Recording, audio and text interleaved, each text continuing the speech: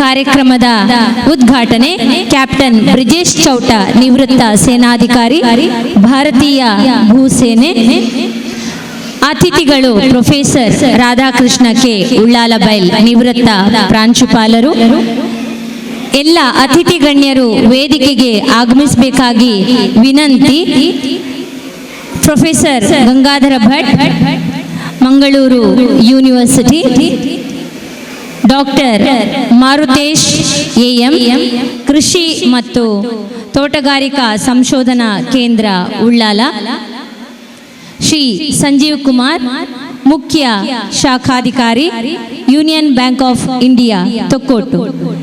ಈ ಎಲ್ಲ ಅತಿಥಿ ಗಣ್ಯರನ್ನ ಶಾರದಾ ಉತ್ಸವ ಸಮಿತಿ ಉಳ್ಳಾಲ ಇದರ ಪದಾಧಿಕಾರಿಗಳು ವೇದಿಕೆಗೆ ಬರಮಾಡಿಕೊಳ್ಬೇಕಾಗಿ ಅವರಲ್ಲಿ ನಾನು ವಿನಂತಿಸ್ತಿದ್ದೇನೆ.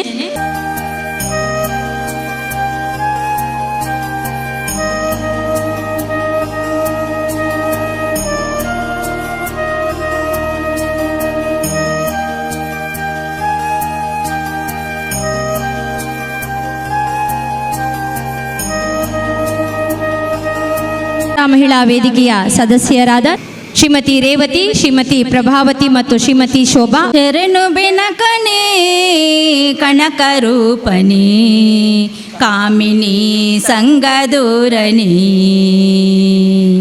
ಶರಣು ಬೆನಕನೇ ಕನಕರೂಪನೇ ಕಾಮಿನಿ ಸಂಗದೂರನೇ. ಶರಣು ಸಾಂಬನ ಪ್ರೀತಿ ಪುತ್ರನೇ, ಶರಣು ಸಾಂಬನ ಪ್ರೀತಿ ಪುತ್ರನೇ. ಶರಣು ಜನರಿಗೆ ಮಿತ್ರನೇ,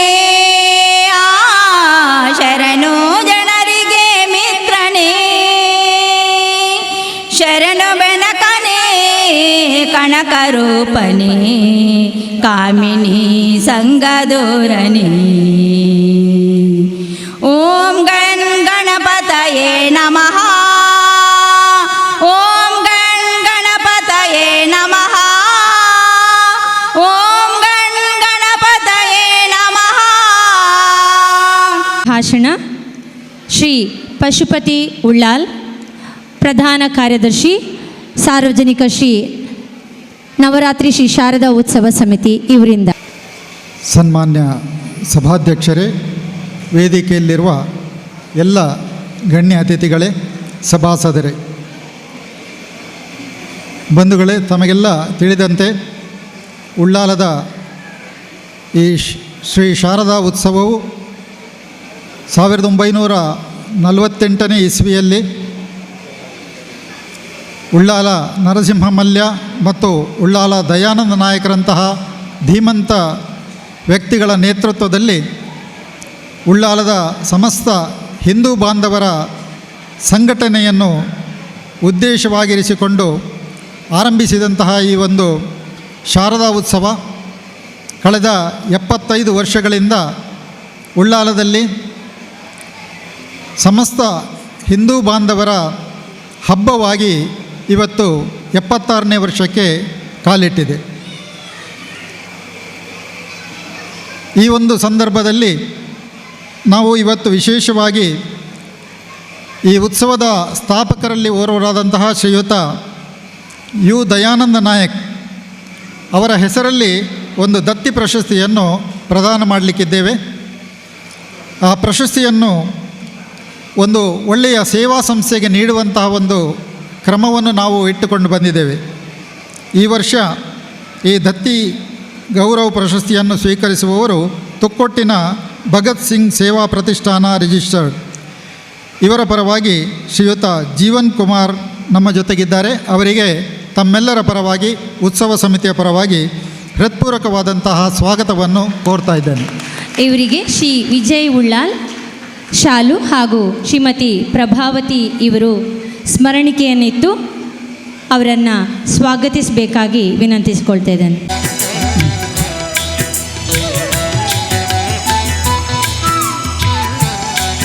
ಅದೇ ರೀತಿ ಇವತ್ತಿನ ಗೌರವ ಅತಿಥಿಗಳಾಗಿ ನಮಗೆಲ್ಲರಿಗೂ ಹೆಮ್ಮೆ ತರುವಂತಹ ಭಾರತದ ಭೂಸೇನೆಯ ಅಧಿಕಾರಿಯಾಗಿ ಸೇವೆ ಸಲ್ಲಿಸಿರುವಂತಹ ಸನ್ಮಾನ್ಯ ಬ್ರಿಜೇಶ್ ಚೌಟ ಅವರು ನಮ್ಮ ಜೊತೆಗಿದ್ದಾರೆ. ಸನ್ಮಾನ್ಯ ಚೌಟರವರು ಭಾರತೀಯ ಭೂಸೇನೆಯಲ್ಲಿ ಸೇವೆ ಸಲ್ಲಿಸಿರುವವರು. ಮಂಗಳೂರಿನ Milagres PU college, Saint Aloysius ಕಾಲೇಜಿನಲ್ಲಿ ಶಿಕ್ಷಣ ಪಡೆದಿರುವ ಶ್ರೀಯುತರು ಇಂದೋರ್ನ ಇಂಡಿಯನ್ ಇನ್ಸ್ಟಿಟ್ಯೂಟ್ ಆಫ್ ಮ್ಯಾನೇಜ್ಮೆಂಟ್ ಸಂಸ್ಥೆಯಲ್ಲಿ ಎಕ್ಸಿಕ್ಯೂಟಿವ್ ಬಿಸಿನೆಸ್ ಮ್ಯಾನೇಜ್ಮೆಂಟ್ ಪ್ರೋಗ್ರಾಮ್ ಶಿಕ್ಷಣವನ್ನು ಕೂಡ ಹೊಂದಿರುವವರು. ಭಾರತೀಯ ಜನತಾ ಪಕ್ಷದ ಕಾರ್ಯಕಾರಿಣಿ ಸದಸ್ಯರಾಗಿರುವ ಇವರು ಮಂಗಳೂರು ಕಂಬಳ ಸಮಿತಿಯ ಅಧ್ಯಕ್ಷರಾಗಿಯೂ ಎಲ್ಲರಿಗೂ ಚಿರಪರಿಚಿತರು. ಶ್ರೀಯುತರಿಗೆ ಉತ್ಸವ ಸಮಿತಿಯ ಪರವಾಗಿ ಹೃತ್ಪೂರ್ವಕವಾದಂಥ ಸ್ವಾಗತವನ್ನು ಬಯಸ್ತಾ ಇದ್ದೇನೆ. ಶ್ರೀ ಚಂದ್ರಶೇಖರ್ ಶಾಲು ಹಾಗೂ ಶ್ರೀಮತಿ ಶ್ರೀದೇವಿ ಇವರು ಸ್ಮರಣಿಕೆಯನ್ನಿತ್ತು ಸ್ವಾಗತಿಸಬೇಕು.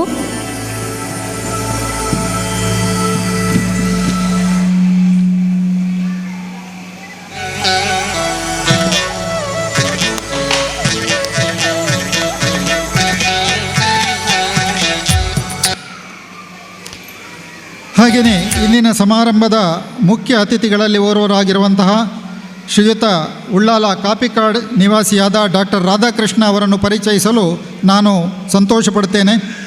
ಶ್ರೀಯುತರು ತನ್ನ ಪ್ರಾಥಮಿಕ ಶಿಕ್ಷಣವನ್ನು ಹೋಲಿ ಏಂಜಲ್ಸ್ ಶಾಲೆ ಪೆರ್ಮನ್ನೂರು ಹಾಗೂ ಪ್ರೌಢ ಶಿಕ್ಷಣವನ್ನು ಆನಂದಾಶ್ರಮ ಪ್ರೌಢಶಾಲೆ ಸೋಮೇಶ್ವರದಲ್ಲೂ ಪೂರೈಸಿರುವರು. ಮಂಗಳೂರಿನ ಸಂತ ಅಲೋಷಿಯಸ್ ಕಾಲೇಜಿನಲ್ಲಿ ಪದವೀಧರರಾಗಿ ಮೈಸೂರು ವಿಶ್ವವಿದ್ಯಾಲಯದಲ್ಲಿ ಅರ್ಥಶಾಸ್ತ್ರದಲ್ಲಿ ಸ್ನಾತಕೋತ್ತರ ಪದವಿಯನ್ನು ಪಡೆದಿರುವರು. SDM ಲಾ ಕಾಲೇಜಿನಲ್ಲಿ ಕಾನೂನು ವ್ಯಾಸಂಗವನ್ನು ಪೂರೈಸಿರುವ ರಾಧಾಕೃಷ್ಣರವರು ಮೈಸೂರು ವಿಶ್ವವಿದ್ಯಾಲಯದ ಪತ್ರಿಕೋದ್ಯಮ ಡಿಪ್ಲೊಮೊ ಸ್ನಾತಕೋತ್ತರ ಸಂಶೋಧನೆಗಾಗಿ ಡಾಕ್ಟರೇಟ್ ಪದವಿಯನ್ನು ಪಡೆದಿರುತ್ತಾರೆ. 1979ರಲ್ಲಿ ಕರ್ನಾಟಕ ಸರ್ಕಾರದ ಕಾಲೇಜು ಶಿಕ್ಷಣ ಇಲಾಖೆಯಲ್ಲಿ ಉಪನ್ಯಾಸಕರಾಗಿ ಮಂಗಳೂರು ಸರ್ಕಾರಿ ಕಾಲೇಜಿನಲ್ಲಿ ವೃತ್ತಿ ಜೀವನ ಪ್ರಾರಂಭಿಸಿ ಸರ್ಕಾರಿ ಕಾಲೇಜು ಕಲಬುರಗಿ, ಸರ್ಕಾರಿ ಕಾಲೇಜು ಮಂಗಳೂರಿನಲ್ಲಿ ಉಪನ್ಯಾಸಕರಾಗಿ ಸೇವೆ ಸಲ್ಲಿಸಿರುವರಲ್ಲದೆ ಸರ್ಕಾರಿ ಕಾಲೇಜು ವಿಟ್ಲ ಸುಳ್ಯ ಮಂಗಳೂರು ಇಲ್ಲಿ ಪ್ರಾಂಶುಪಾಲರಾಗಿ 22 ವರ್ಷಗಳ ಸೇವೆ ಸಹಿತ ಒಟ್ಟು 37 ವರ್ಷಗಳ ಬೋಧನಾ ಸೇವೆ ಮಾಡಿರುವರು. ನಿವೃತ್ತಿಯ ಬಳಿಕ ಶ್ರೀರಾಮಕೃಷ್ಣ ಮಿಷನ್ ಮಂಗಳೂರು ಇದರಿಂದ ಸ್ವಚ್ಛ ಮಂಗಳೂರು ಕಾರ್ಯಕ್ರಮದಲ್ಲಿ ಭಾಗಿಯಾಗಿರುವರಲ್ಲದೆ ರೋಟರಿ ಸಂಸ್ಥೆಯ ಸದಸ್ಯನಾಗಿಯೂ ಭಿನ್ನ ಸಾಮರ್ಥ್ಯದ ಮಕ್ಕಳ ಶಾಲೆ ಸಾನ್ನಿಧ್ಯ ಶಕ್ತಿನಗರ ಇದರ ನಿರ್ದೇಶಕರಾಗಿಯೂ ಜೊತೆ ಕಾರ್ಯದರ್ಶಿಯಾಗಿಯೂ ಸಮಾಜ ಸೇವಾ ನಿರತರಾಗಿದ್ದಾರೆ. ಕಾರ್ಕಳದ ಬಾರಾಡಿ ಎಂಬಲ್ಲಿ ಭೂಮಿ ಖರೀದಿಸಿ ಅಡಿಕೆ, ತೆಂಗು, ಭತ್ತದ ಕೃಷಿಯನ್ನು ನಡೆಸುತ್ತಿದ್ದಾರೆ. ಸನ್ಮಾನ್ಯ ಡಾಕ್ಟರ್ ರಾಧಾಕೃಷ್ಣ ಅವರಿಗೆ ಉತ್ಸವ ಸಮಿತಿಯ ಪರವಾಗಿ ಹೃತ್ಪೂರ್ವಕವಾದಂಥ ಸ್ವಾಗತವನ್ನು ಕೋರ್ತಾ ಇದ್ದೇನೆ. ಶ್ರೀಯುತ ರಾಧಾಕೃಷ್ಣಕ್ಕೆ ಇವರಿಗೆ ವೆಂಕಟಗಿರಿ ಬೇಕಲ್ ಇವರು ಶಾಲು ಹಾಗೂ ಶ್ರೀಮತಿ ಮಾಲತಿ ಇವರು ಸ್ಮರಣಿಕೆಯನ್ನಿತ್ತು ಸ್ವಾಗತಿಸಬೇಕಾಗಿ ವಿನಂತಿ.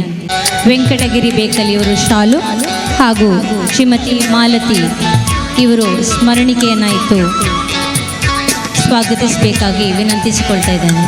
ಇನ್ನೋರ್ವ ಅತಿಥಿ ನಮ್ಮ ಮಂಗಳೂರು ಯೂನಿವರ್ಸಿಟಿಯ ಪ್ರೊಫೆಸರ್ ಗಂಗಾಧರ್ ಭಟ್ ಅವರು. ಸನ್ಮಾನ್ಯರು ನಮ್ಮ ಉಳ್ಳಾಲ ಶಾರದಾ ಉತ್ಸವ ಸಮಿತಿಯ ಮೇಲೆ ಪ್ರೀತಿ ಇಟ್ಟು ಈ ಒಂದು ಕಾರ್ಯಕ್ರಮಕ್ಕೆ ನಮ್ಮ ಆಮಂತ್ರಣವನ್ನು ಸ್ವೀಕರಿಸಿ ಇಲ್ಲಿವರೆಗೆ ಬಂದಿದ್ದಾರೆ.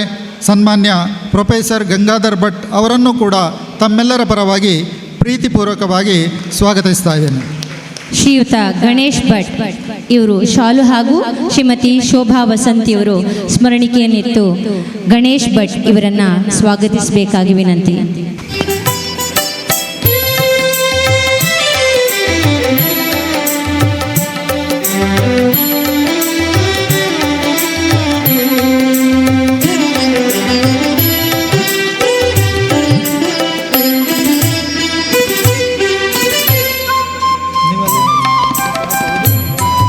ನಮ್ಮ ಉಳ್ಳಾಲದ ಕೃಷಿ ಮತ್ತು ತೋಟಗಾರಿಕಾ ಸಂಶೋಧನಾ ಕೇಂದ್ರ ಇದರಲ್ಲಿ ಪ್ರಾಧ್ಯಾಪಕರಾಗಿ ಮತ್ತು ಮುಖ್ಯಸ್ಥರಾಗಿ ಕಾರ್ಯನಿರ್ವಹಿಸುತ್ತಿರುವಂತಹ ಸನ್ಮಾನ್ಯ ಡಾಕ್ಟರ್ ಮಾರುತೇಶು AM ಇವರು ನಮ್ಮ ಪ್ರೀತಿಯ ಕರೆಗೆ ಹೋಗೊಟ್ಟು ಈ ಕಾರ್ಯಕ್ರಮದಲ್ಲಿ ಉಪಸ್ಥಿತರಿದ್ದಾರೆ. ಶಾರದಾ ಉತ್ಸವ ಸಮಿತಿಯ ಪರವಾಗಿ ಮತ್ತು ತಮ್ಮೆಲ್ಲರ ಪರವಾಗಿ ಸನ್ಮಾನ್ಯ ಡಾಕ್ಟರ್ ಮಾರುತೇಶ್ AM ಅವರನ್ನು ಹೃತ್ಪೂರ್ವಕವಾಗಿ ಸ್ವಾಗತಿಸ್ತಾ ಇದ್ದೇನೆ. ಶ್ರೀಯುತ ನವೀನ್ ನಾಯಕ್ ಹಾಗೂ ಶ್ರೀಲತಾ ಭಕ್ತ ಇವರು ವೇದಿಕೆಗೆ ಬಂದು ಶಾಲು ಹಾಗೂ ಸ್ಮರಣಿಕೆಯನ್ನಿತ್ತು ಅವರನ್ನು ಗೌರವಿಸಬೇಕು ಹಾಗೂ ಈ ಕಾರ್ಯಕ್ರಮಕ್ಕೆ ಸ್ವಾಗತಿಸಬೇಕಾಗಿ ವಿನಂತಿ.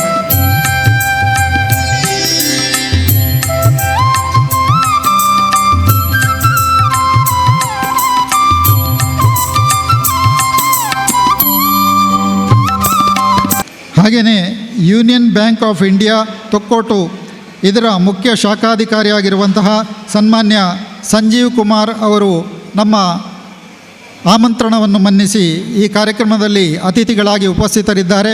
ಸನ್ಮಾನ್ಯ ಸಂಜೀವ ಕುಮಾರ್ ಅವರನ್ನು ಹೃತ್ಪೂರ್ವಕವಾಗಿ ತಮ್ಮೆಲ್ಲರ ಪರವಾಗಿ ಮತ್ತು ಉತ್ಸವ ಸಮಿತಿಯ ಪರವಾಗಿ ಸ್ವಾಗತಿಸುತ್ತಿದ್ದೇನೆ. ಜೈ ಉಳ್ಳಾಲ್ ಹಾಗೂ ಶ್ರೀಮತಿ ಪ್ರಭಾವತಿ ಇವರು ವೇದಿಕೆಗೆ ಬಂದು ಅವರನ್ನು ಗೌರವಿಸಿ ಕಾರ್ಯಕ್ರಮಕ್ಕೆ ಸ್ವಾಗತಿಸಬೇಕಾಗಿ ವಿನಂತಿಸಿಕೊಳ್ತಾ ಇದ್ದೇನೆ.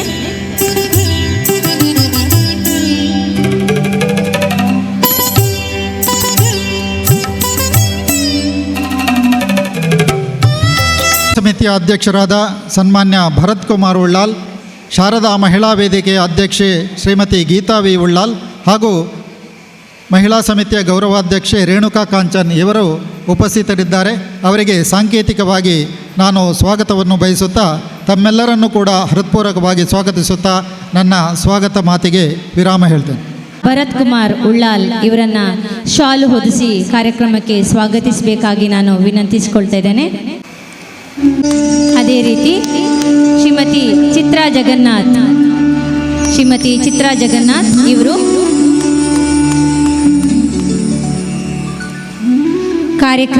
ಕಾರ್ಯಕ್ರಮದಲ್ಲಿ ಭಾಗಿಯಾಗಿರುವಂತಹ ಗೀತಾ ವಿಜಯ್ ಅಧ್ಯಕ್ಷರು ಶಾರದಾ ಮಹಿಳಾ ವೇದಿಕೆ ಇವರನ್ನ ಸ್ವಾಗತಿಸಬೇಕು.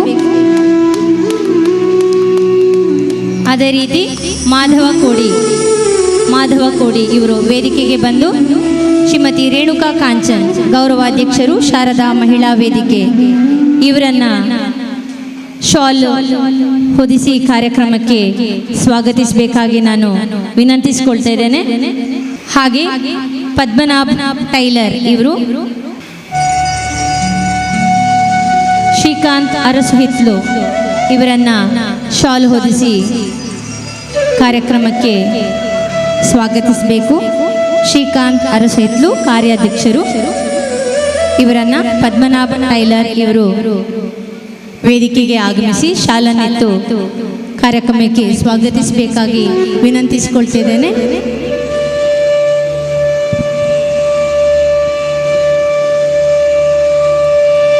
ಮುಂದೆ ಕಾರ್ಯಕ್ರಮದ ಉದ್ಘಾಟನೆ.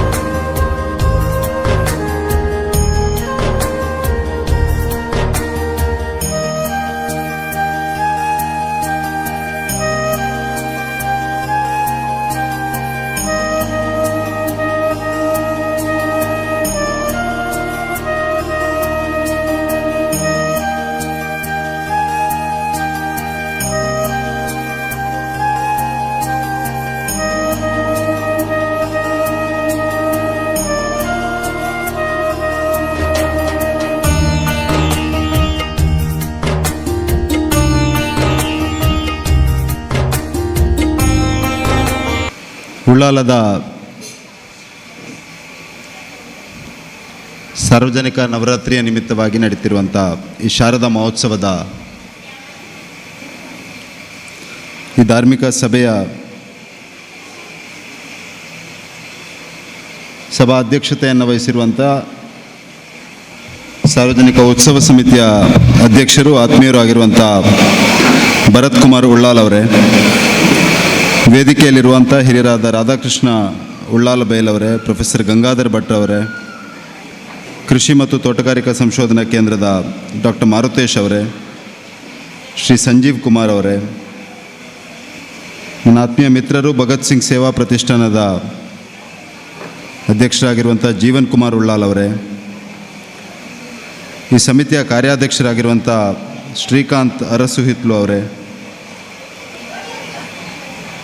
ಮಹಿಳಾ ಸಮಿತಿಯ ಅಧ್ಯಕ್ಷರಾಗಿರುವಂಥ ಗೀತಾ ವಿಜಯ್ ಅವರೇ, ರೇಣುಕಾ ಕಾಂಚನ್ ಅವರೇ, ಮತ್ತು ಈ ಸಾಯಂಕಾಲದ ಸಭೆಯಲ್ಲಿ ಉಪಸ್ಥಿತರಿರುವ ಎಲ್ಲ ಆತ್ಮೀಯ ಭಕ್ತಾಭಿಮಾನಿಗಳೇ, ಒಂದು ಐತಿಹಾಸಿಕ ಹಿನ್ನೆಲೆ ಇರುವಂಥ ಶಾರದಾ ಮಹೋತ್ಸವದ ಈ ಸಾಯಂಕಾಲದ ಸಭಾ ಕಾರ್ಯಕ್ರಮವನ್ನು ಉದ್ಘಾಟನೆ ಮಾಡುವಂಥ ಸೌಭಾಗ್ಯ ನಂದು. ನಮ್ಮ ಹೆಮ್ಮೆಯ ಭಾರತ 75 ವರ್ಷವನ್ನು ಆಚರಣೆ ಮಾಡುತ್ತಿರುವಂಥ ಈ ಒಂದು ಅಮೃತ ಮಹೋತ್ಸವದ ಶುಭ ಸಂದರ್ಭದಲ್ಲಿ ದಕ್ಷಿಣ ಕನ್ನಡ ಜಿಲ್ಲೆಯ ಒಂದು ಐತಿಹಾಸಿಕವಾದಂಥ ಶಾರದಾ ಮಹೋತ್ಸವದ 76ನೇ ವರ್ಷದ ಸಂಭ್ರಮವನ್ನು ನಾವೆಲ್ಲ ಇವತ್ತು ಆಚರಣೆಯನ್ನು ಮಾಡ್ತಾ ಇದ್ದೇವೆ. ದಕ್ಷಿಣ ಕನ್ನಡ ಜಿಲ್ಲೆಯಲ್ಲಿ ಸಾರ್ವಜನಿಕ ಉತ್ಸವಗಳಲ್ಲಿ ಒಂದು ಸಂಘನಿಕೇತನದ ಗಣೇಶೋತ್ಸವ ಒಂದಾದರೆ, ಉಳ್ಳಾಲದ ಶಾರದಾ ಮಹೋತ್ಸವ ಪ್ರಾಯಶಃ ದಕ್ಷಿಣ ಕನ್ನಡ ಜಿಲ್ಲೆಯಲ್ಲಿ ಈ ರೀತಿಯ ಸಾರ್ವಜನಿಕ ಉತ್ಸವಗಳನ್ನು ಮಾಡಲಿಕ್ಕೆ ಪ್ರೇರಣೆ ಕೊಟ್ಟಂಥ 2 ಉತ್ಸವಗಳಲ್ಲಿ ಒಂದು ಸಂಘನಿಕೇತನದ ಉತ್ಸವ ಒಂದಾದರೆ, ಇಲ್ಲಿಯ ಉಳ್ಳಾಲದ ಶಾರದಾ ಮಹೋತ್ಸವ ಕೂಡ ಇನ್ನೊಂದು ಅಂತ ನಾನಂತೂ ಖಂಡಿತ ಭಾವಿಸ್ತಾ ಇದ್ದೇನೆ. ನಮ್ಮ ಸನಾತನವಾದ ಹಿಂದೂ ಜೀವನ ಪದ್ಧತಿಯಲ್ಲಿ, ಭಾರತೀಯ ಪರಂಪರೆಯಲ್ಲಿ ಈ ರೀತಿಯ ಸಾರ್ವಜನಿಕ ಉತ್ಸವಗಳಿಗೆ ಒಂದು ದೊಡ್ಡ ಮಹತ್ವ ಇದೆ. ನಾವು ದೇವರಲ್ಲಿ ಹೋಗಿ ಸಂಕಲ್ಪ ಮಾಡುವಾಗಲೂ ಚರಾಚರ ಜೀವಿಗಳಿಗೆ ಒಳ್ಳೆಯದಾಗಲಿ, ಇಡೀ ವಿಶ್ವಕ್ಕೆ ಒಳ್ಳೆಯದಾಗಲಿ ಅನ್ನುವಂಥ ಒಂದು ಪ್ರಾರ್ಥನೆಯನ್ನು ಮಾಡುವಂಥ ಒಂದು ಸಮಾಜ ನಾವು. ಅದೇ ರೀತಿಯಲ್ಲಿ ಈ ಸಾರ್ವಜನಿಕ ಉತ್ಸವಗಳಿಗೂ ಕೂಡ ಎಲ್ರಿಗೂ ಒಳ್ಳೆಯದಾಗಲಿ, ಸಮಾಜದ ಒಳಿತನ್ನು ಬಯಸಿಕೊಂಡು, ಸಮಾಜದಲ್ಲಿರುವ ಅಶಕ್ತರನ್ನು ಗುರುತಿಸಿಕೊಂಡು ಅವರನ್ನು ಮುಂದೆ ತಂದುಕೊಂಡು ಆ ದೇವರನ್ನು ಮುಂದಿಟ್ಟುಕೊಂಡು ಕೆಲಸವನ್ನು ಮಾಡ್ತಿರುವಂಥ ಸಮಾಜ ನಮ್ಮದು.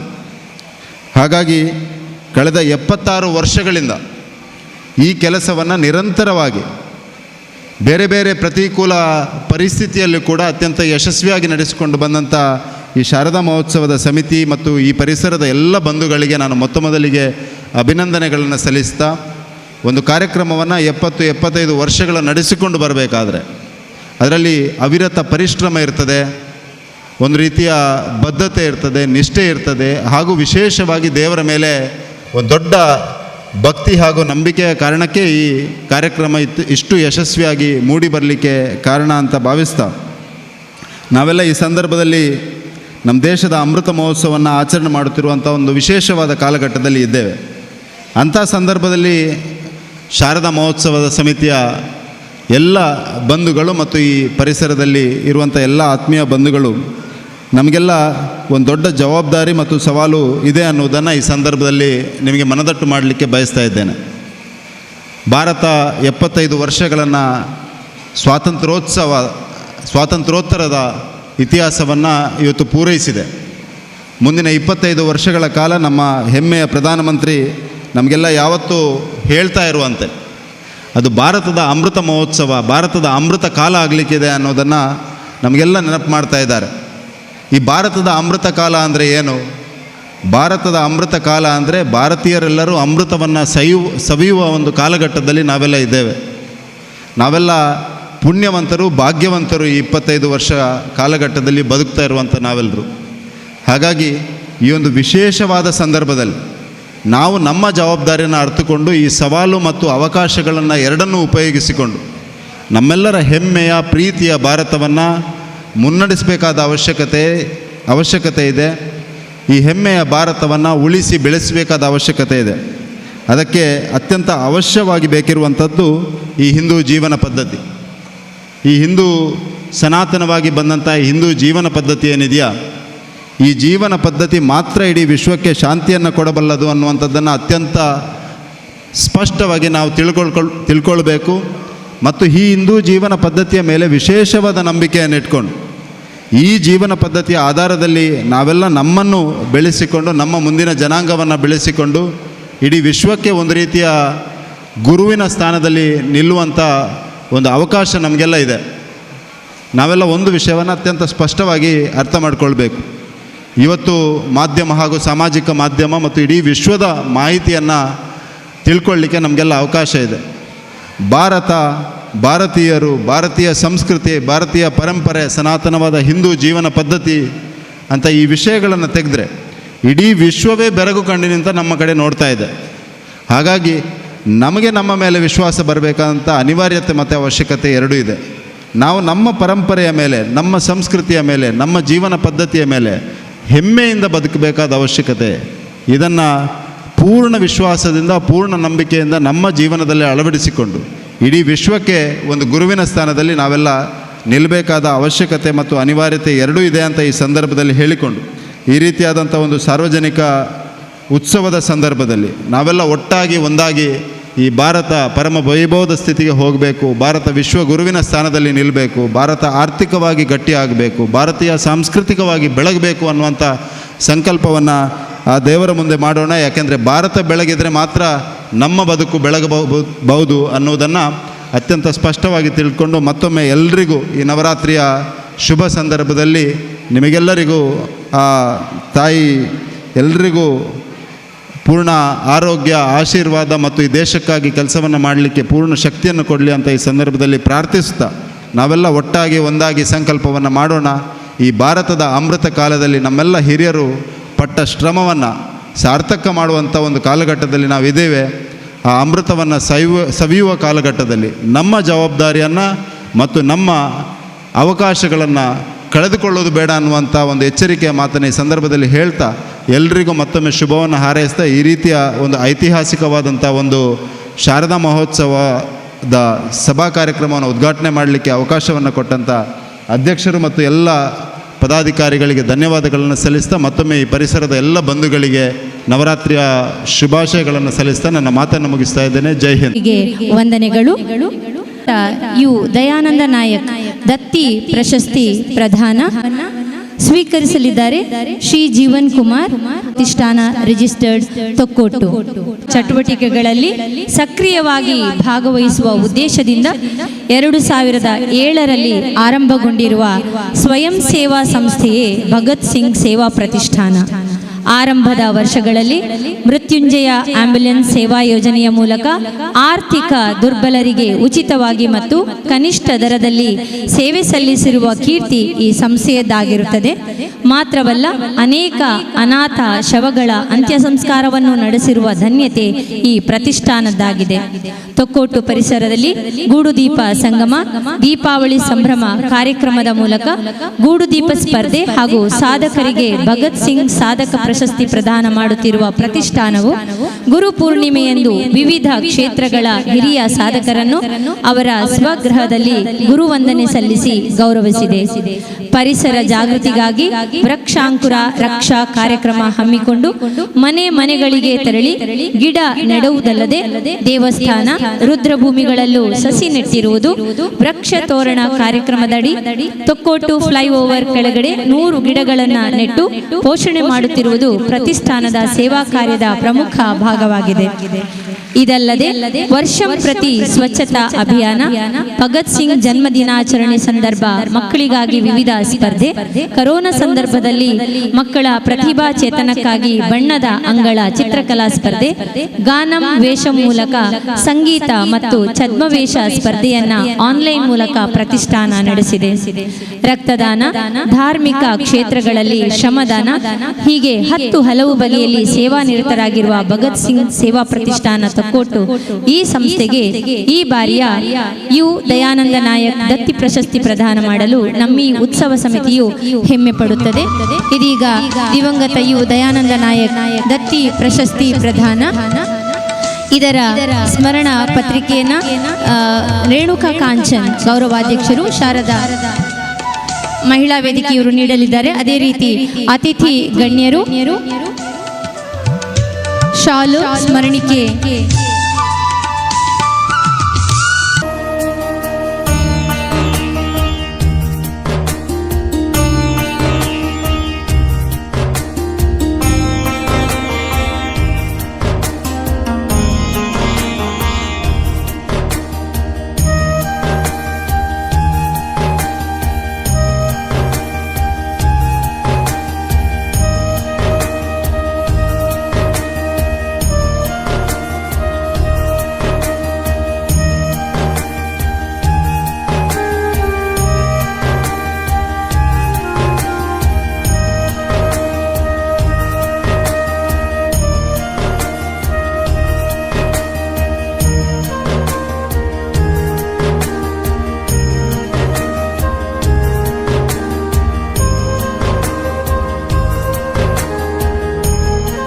ಹಿಂದೂ ಸಂಸ್ಕೃತಿ, ಹಿಂದೂ ಧರ್ಮದ ಉತ್ಥಾನಕ್ಕೆ ತಮ್ಮ ಬದುಕನ್ನೇ ಸಮರ್ಪಿಸಿ ದಿವಂಗತ ಯು ದಯಾನಂದ ನಾಯಕ್ರವರು ಪೂಜ್ಯ ಸ್ಥಾನವನ್ನು ಪಡೆದುಕೊಂಡಿದ್ದಾರೆ.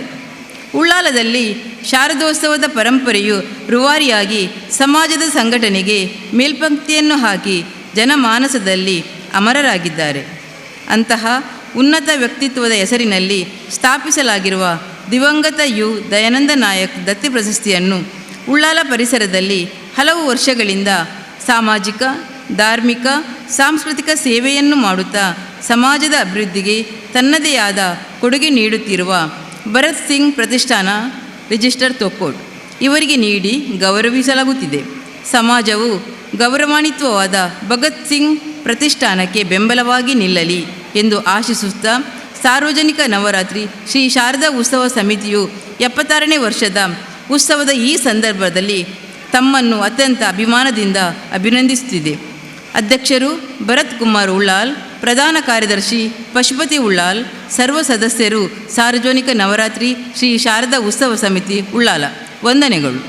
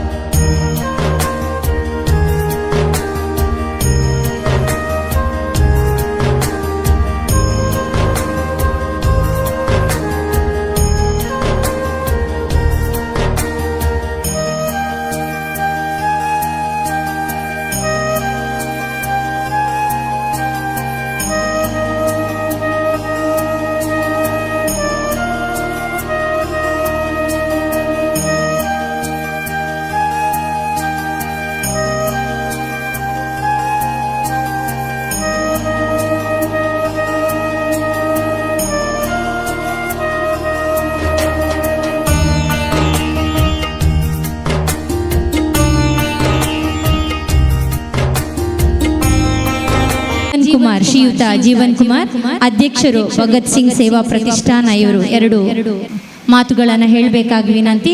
ಅದೇ ರೀತಿ ಕ್ಯಾಪ್ಟನ್ ಬ್ರಿಜೇಶ್ ಚೌಟ, ನಿವೃತ್ತ ಸೇನಾಧಿಕಾರಿ, ಇವರು ಈ ಕಾರ್ಯಕ್ರಮದಿಂದ ಬೀಳ್ಕೊಡ್ತಿದ್ದಾರೆ.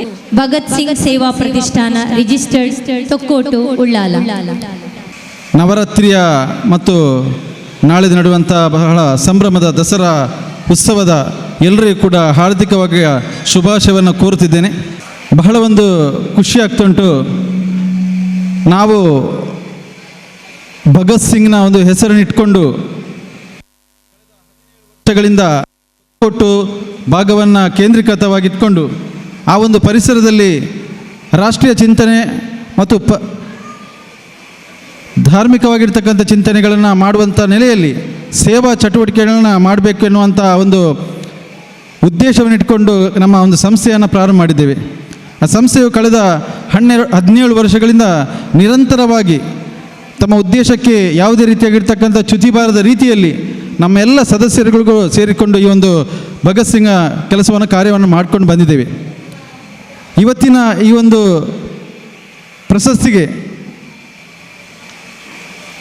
ದಿವಂಗತ ಇವು ದಯಾನಂದ ನಾಯಕ್ರವರ ಒಂದು ಹೆಸರಿನಲ್ಲಿ ನೀಡುವಂಥ ಶಾರದೋತ್ಸವದ ಈ ಒಂದು ಸಂಭ್ರಮದ ಉತ್ಸವದಲ್ಲಿ ನಡೆಯುವಂಥ ಈ ಒಂದು ಕಾರ್ಯಕ್ರಮದಲ್ಲಿ ನೀಡುವಂಥದ್ದು ನಮಗೆಲ್ಲರಿಗೂ ಕೂಡ ಒಂದು ವಿಶೇಷ ಒಂದು ಚೇತನವನ್ನು, ವಿಶೇಷವಾಗಿರ್ತಕ್ಕಂಥ ಸ್ಫೂರ್ತಿಯನ್ನು ನೀಡಿದೆ.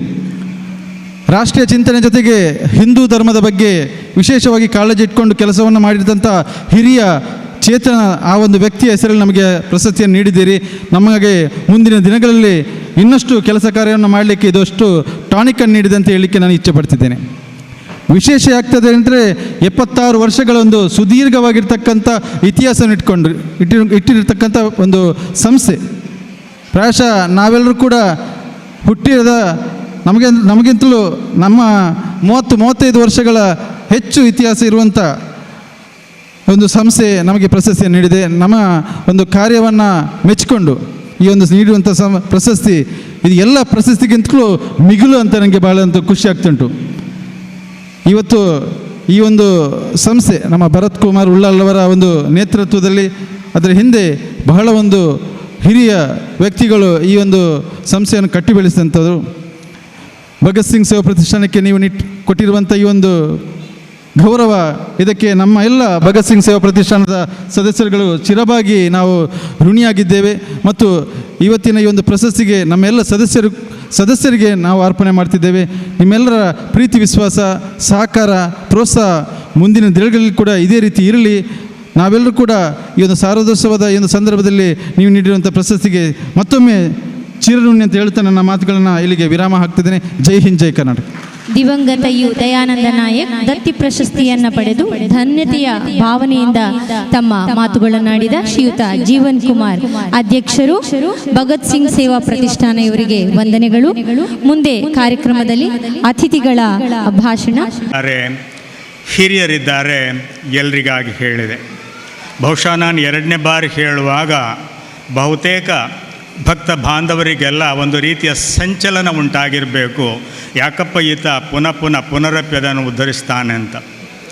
ಇಂದಿನ ಸಭಾ ಕಾರ್ಯಕ್ರಮದ ಅಧ್ಯಕ್ಷರೇ, ವೇದಿಕೆಯಲ್ಲಿ ಆಸೀನರಾಗಿರುವಂತಹ ಎಲ್ಲ ಅತಿಥಿ ಗಣ್ಯರೇ, ಈ ಕಾರ್ಯಕ್ರಮವನ್ನು ಬಹಳ ನಾಜೂಕಾಗಿ ಅಚ್ಚುಕಟ್ಟಾಗಿ ನಡೆಸಿಕೊಂಡು ಬರುತ್ತಿರುವಂತಹ ಈ ಶಾರದಾ ಸಮಿತಿಯ ಎಲ್ಲ ಪದಾಧಿಕಾರಿಗಳೇ, ಸದಸ್ಯರೇ, ಎಲ್ಲಕ್ಕಿಂತ ಹೆಚ್ಚಾಗಿ ಇಲ್ಲಿ ನೆರೆದಿರುವಂತಹ ಭಕ್ತ ಬಾಂಧವರೇ,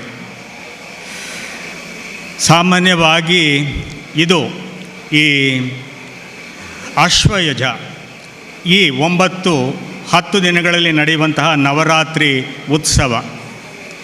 ಇಲ್ಲಿ ಇವತ್ತು ಸ್ಥಾಪಿತಲಾದಂಥವಳು ಶಾರದಾ ಮಾತೆ. ಸರ್ವಭೂತೇಷು ಬುದ್ಧಿರೂಪಿಣ ನಮಸ್ತಸ್ಥೈ ನಮಸ್ತಸ್ಥೈ ನಮಸ್ತಸ್ಥೈ ನಮ ಹೇಳೋದ್ರೊಂದಿಗೆ 2 ಮಾತುಗಳನ್ನು ಆಡಲಿಕ್ಕಿದೆ. ನನಗಿಲ್ಲಿ ಸಂತಸ್ತಂದ ಒಂದು ವಿಚಾರ ಏನು ಅಂತಂದರೆ, ಕಾರ್ಯಕ್ರಮ ನಿರೂಪಕರಾಗಲಿ ಅಥವಾ ಈಗಿನ ದಿವಸಗಳಲ್ಲಿ ನಾವು ಕಾಣುವಂತಹ ಮಾಸ್ಟರ್ ಆಫ್ ಸೆರೆಮನಿ ಅಂತ ಕರೀತೇವೆ, ಅವರು ಸಾಮಾನ್ಯವಾಗಿ ಅತಿಥಿಗಳಿಗೆ ಮಾತಾಡಲಿಕ್ಕೆ ಇಚ್ಛಿಸಿದವರಿಗೆ ಸಮಯದ ಒಂದು ಗಡುವನ್ನು ಕೊಡ್ತಾರೆ. ಸಾಮಾನ್ಯವಾಗಿ ಹೇಳೋದಾದರೆ 1-2 ಮಾತುಗಳನ್ನು ಆಡಬೇಕು ಅಂತ, ಕೆಲವೊಮ್ಮೆ ಸಮಯ ಬಹಳ ಕಡಿಮೆ ಇದೆ, ಒಂದು 5 ನಿಮಿಷದಲ್ಲಿ ಮಾತಾಡಿ ಅಂತ. ಹೀಗೆ ಈ ಕಟ್ಟುಪಾಡುಗಳು ನಾನಿಲ್ಲಿ ಕಂಡಿಲ್ಲ. ಬಹಳ ಸಂತೋಷವಾಗ್ತಿದೆ. ನಾನು ಕಿರಿಯನಾಗಿದ್ದಾಗ ಸುಮಾರು 40-50 ವರ್ಷಗಳ ಹಿಂದೆ ಸಭಾಧ್ಯಕ್ಷರು ಎಲ್ಲವನ್ನೂ ನಿರ್ವಹಿಸ್ತಾ ಇದ್ದರು. ಅಲ್ಲಿ MC ಹೇಳುವಂಥ ಒಂದು ವಿಚಿತ್ರ ಸಂಚಲನವನ್ನು ಮೂಡಿಸುವಂಥ ವ್ಯಕ್ತಿ ಇರಲಿಲ್ಲ. ಇವತ್ತು ಅದು ಆಗ್ತಾ ಇದೆ. ಬಹುಶಃ ಅವರಿಗೊಂದು ಉದ್ಯೋಗ ಅಥವಾ ಸುಪ್ತ ಪ್ರತಿಭೆಗಳಿಗೆ ಮುಂಚೂಣಿಗೆ ಬಂದು ತೋರ್ಪಡಿಸಲಿಕ್ಕೆ ಒಂದು ಅವಕಾಶವೂ ಇದ್ದಿರ್ಬೋದು. ಏನೇ ಇರಲಿ, ನಾನು ಹೆಚ್ಚು ಸಮಯವನ್ನು ವ್ಯಯ ಮಾಡಿಸಲಿಕ್ಕೆ ಇಲ್ಲಿ ಇಚ್ಛಿಸುವುದಿಲ್ಲ. ಇವತ್ತೆಲ್ಲ ಚರ್ಚಿತವಾಗುವಂಥ ಒಂದು ವಿಚಾರ ಅಂದರೆ ಸನಾತನ ಧರ್ಮ. ನಾನು ಹಲವಾರು ಮನೆಯಲ್ಲಿಗೂ ಈಗ ನಿವೃತ್ತಿ ಜೀವನ, ಆದರೆ ಪ್ರವೃತ್ತಿ ಬದಲಾಗಲಿಲ್ಲ. ಓದುವ ಪ್ರವೃತ್ತಿ, ಯಾರಾದರೂ ಕೆಲವರಿಗೆ ಹೇಳುವ ಪ್ರವೃತ್ತಿ ಬದಲಾಗಿಲ್ಲ. ಹಲವಾರು ಲೇಖನಗಳನ್ನು, ರಾಮಕೃಷ್ಣ ಆಶ್ರಮದ ಪಡೆದಂಥ ಕೆಲವು ಪುಸ್ತಕಗಳನ್ನು ನಾನು ಅಭ್ಯಸಿಸ್ತಾ ಬಂದ ಹಾಗೆ ನನಗೆ ಕಂಡದ್ದು ಏನು ಅಂತಂದರೆ, ಸನಾತನ ಅಂದರೆ ಹುಟ್ಟು ಇಲ್ಲ, ಸಾವು ಇಲ್ಲ ಅಂತ. ಅದಕ್ಕೆ ನಮ್ಮ ಖ್ಯಾತ ನಟವರ್ಯರು ಹೇಳಿದಂತೆ ಅಪ್ಪ ಅಮ್ಮ ಇಲ್ಲದ್ದು ಅಂತ. ಅದಲ್ಲ, ಅದು ಮೂರ್ಖರ ಭಾಷೆಯಲ್ಲಿ ಬಳಸುವಂತಹ ಶಬ್ದಗಳು, ಮಾತುಗಳು.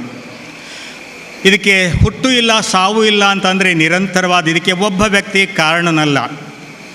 ಅದೇನು ಮಹಾ ಎಪಿಕ್ಸ್ ಅಂತ ನಾವು ಕರೀತೇವೆ, ಮಹಾಭಾರತ, ರಾಮಾಯಣ ಮಹಾಭಾರತ ಇರಬಹುದು, ಅಥವಾ 18 ಪುರಾಣಗಳಿರಬಹುದು, ವೇದಗಳಿರ್ಬೋದು, ಉಪನಿಷತ್ತುಗಳು ಇರಬಹುದು.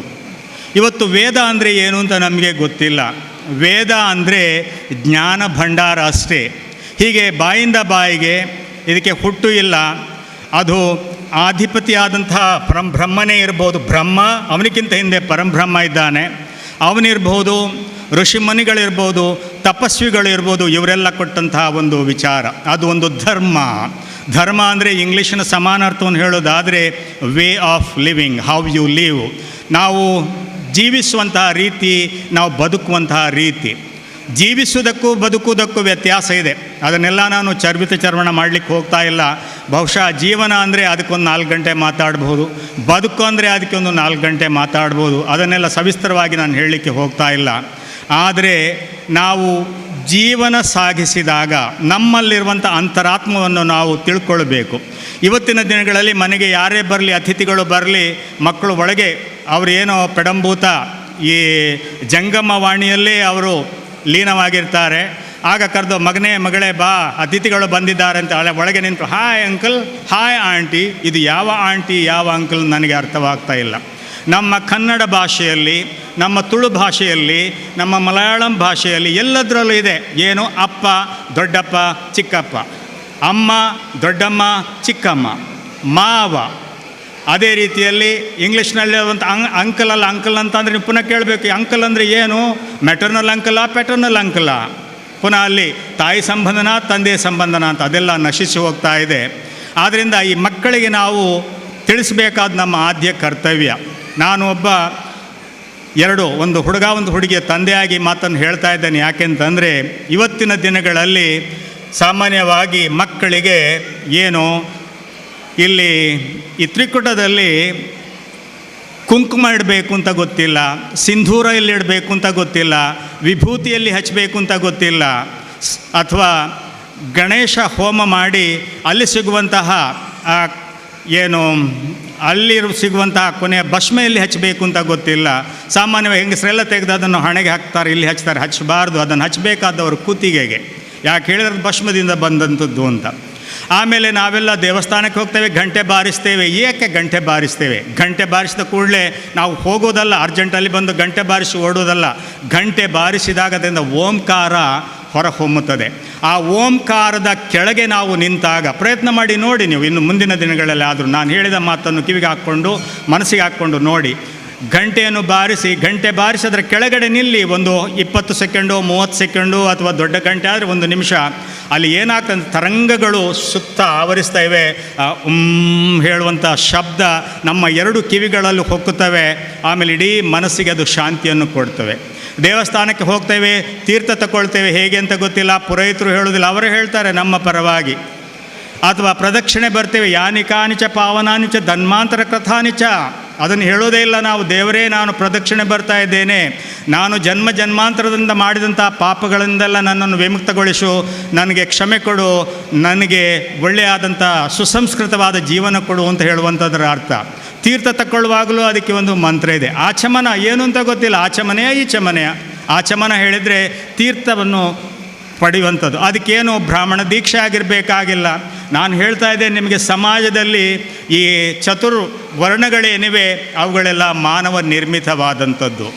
ಬ್ರಾಹ್ಮಣ ಅಂದರೆ ಯಾರು? ಬ್ರಹ್ಮತ್ವವನ್ನು ಹೊಂದಿದವನೇ ಬ್ರಾಹ್ಮಣ. ವಾಲ್ಮೀಕಿ ಬ್ರಹ್ಮತ್ವವನ್ನು ಹೊಂದಿರಲಿಲ್ವೇ? ಕಾಶ್ಯಪ ಬ್ರಾಹ್ಮಿತ್ವವನ್ನು ಹೊಂದಿರಲಿಲ್ವೇ?